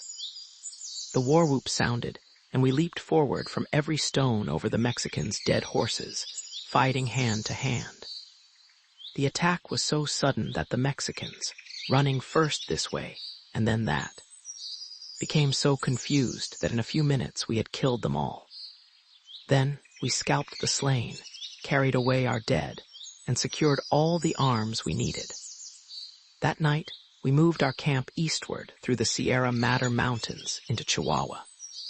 No troops molested us here, and after about a year we returned to Arizona. Almost every year we would live a part of the time in Old Mexico. There were at this time many settlements in Arizona. Game was not plentiful, and besides we liked to go down into Old Mexico. Besides, the lands of the Nedni Apaches, our friends and kinsmen, extended far into Mexico. Their chief, was as a brother to me, and we spent much of our time in his territory. About 1880, we were in camp in the mountains south of Casa Grande, when a company of Mexican troops attacked us. There were 24 Mexican soldiers and about 40 Indians. The Mexicans surprised us in camp and fired on us, killing 2 Indians the first volley.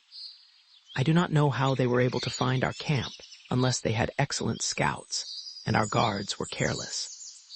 But there they were shooting at us before we knew they were near. We were in the timber, and I gave the order to go forward and fight at close range. We kept behind rocks and trees until we came within 10 yards of their line. Then we stood up, and both sides shot until all the Mexicans were killed. We lost 12 warriors in this battle. This place was called by the Indians Skolata. When we had buried our dead and secured what supplies the Mexicans had, we went northeast. A place near Nacori, Mexican troops attacked us. At this place, called by the Indians Nacode, there were about 80 warriors, Bedonko and Nedni Apaches. There were 3 companies of Mexican troops. They attacked us in an open field, and we scattered, firing as we ran. They followed us. But we dispersed, and soon were free from their pursuit. Then we reassembled in the Sierra Madre Mountains. Here a council was held, and as Mexican troops were coming from many quarters, we disbanded. In about 4 months, we reassembled at Casa Grande to make a treaty of peace. The chiefs of the town of Casa Grande and all of the men of Casa Grande made a treaty with us. We shook hands and promised to be brothers. Then we began to trade, and the Mexicans gave us mezcal. Soon nearly all the Indians were drunk. While they were drunk, 2 companies of Mexican troops from another town attacked us, killed 20 Indians, and captured many more. We fled in all directions.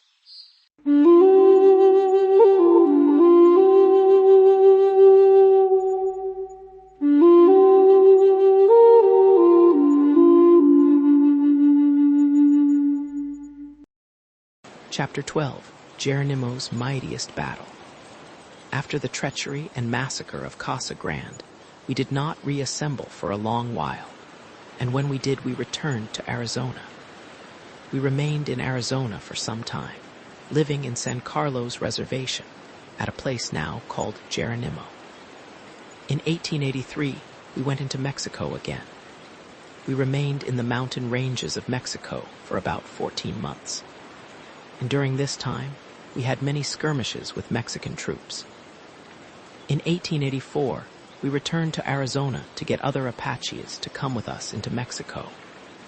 The Mexicans were gathering troops in the mountains where we had been ranging, and their numbers were so much greater than ours that we could not hope to fight them successfully, and we were tired of being chased about from place to place.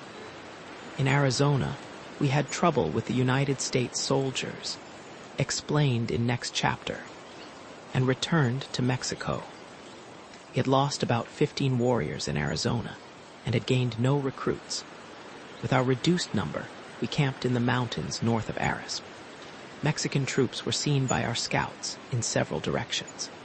The United States troops were coming down from the north. We were well armed with guns and supplied with ammunition, but we did not care to be surrounded by the troops of 2 governments, so we started to move our camp southward. One night, we made camp some distance from the mountains by a stream.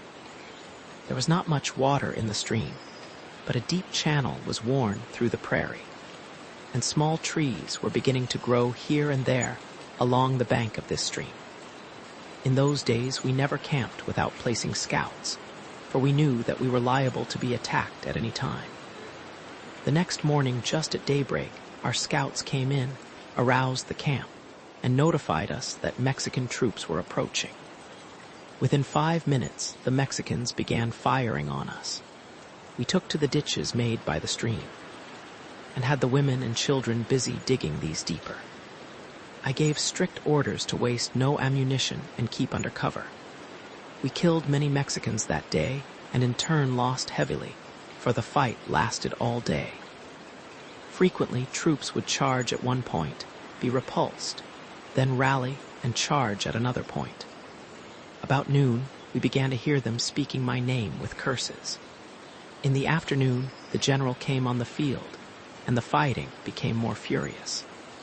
I gave orders to my warriors to try to kill all the Mexican officers. About 3 o'clock, the general called all the officers together at the right side of the field. The place where they assembled was not very far from the main stream, and a little ditch ran out close to where the officers stood. Cautiously, I crawled out this ditch very close to where the council was being held. The general was an old warrior. The wind was blowing in my direction, so that I could hear all he said, and I understood most of it. This is about what he told them. Officers, yonder in those ditches is the red devil Geronimo and his hated band. This must be his last day. Ride on him from both sides of the ditches. Kill men, women, and children. Take no prisoners. Dead Indians are what we want. Do not spare your own men. Exterminate this band at any cost. I will post the wounded to shoot all deserters. Go back to your companies and advance. Just as the command to go forward was given, I took deliberate aim at the general, and he fell. In an instant, the ground around me was riddled with bullets, but I was untouched. The Apaches had seen.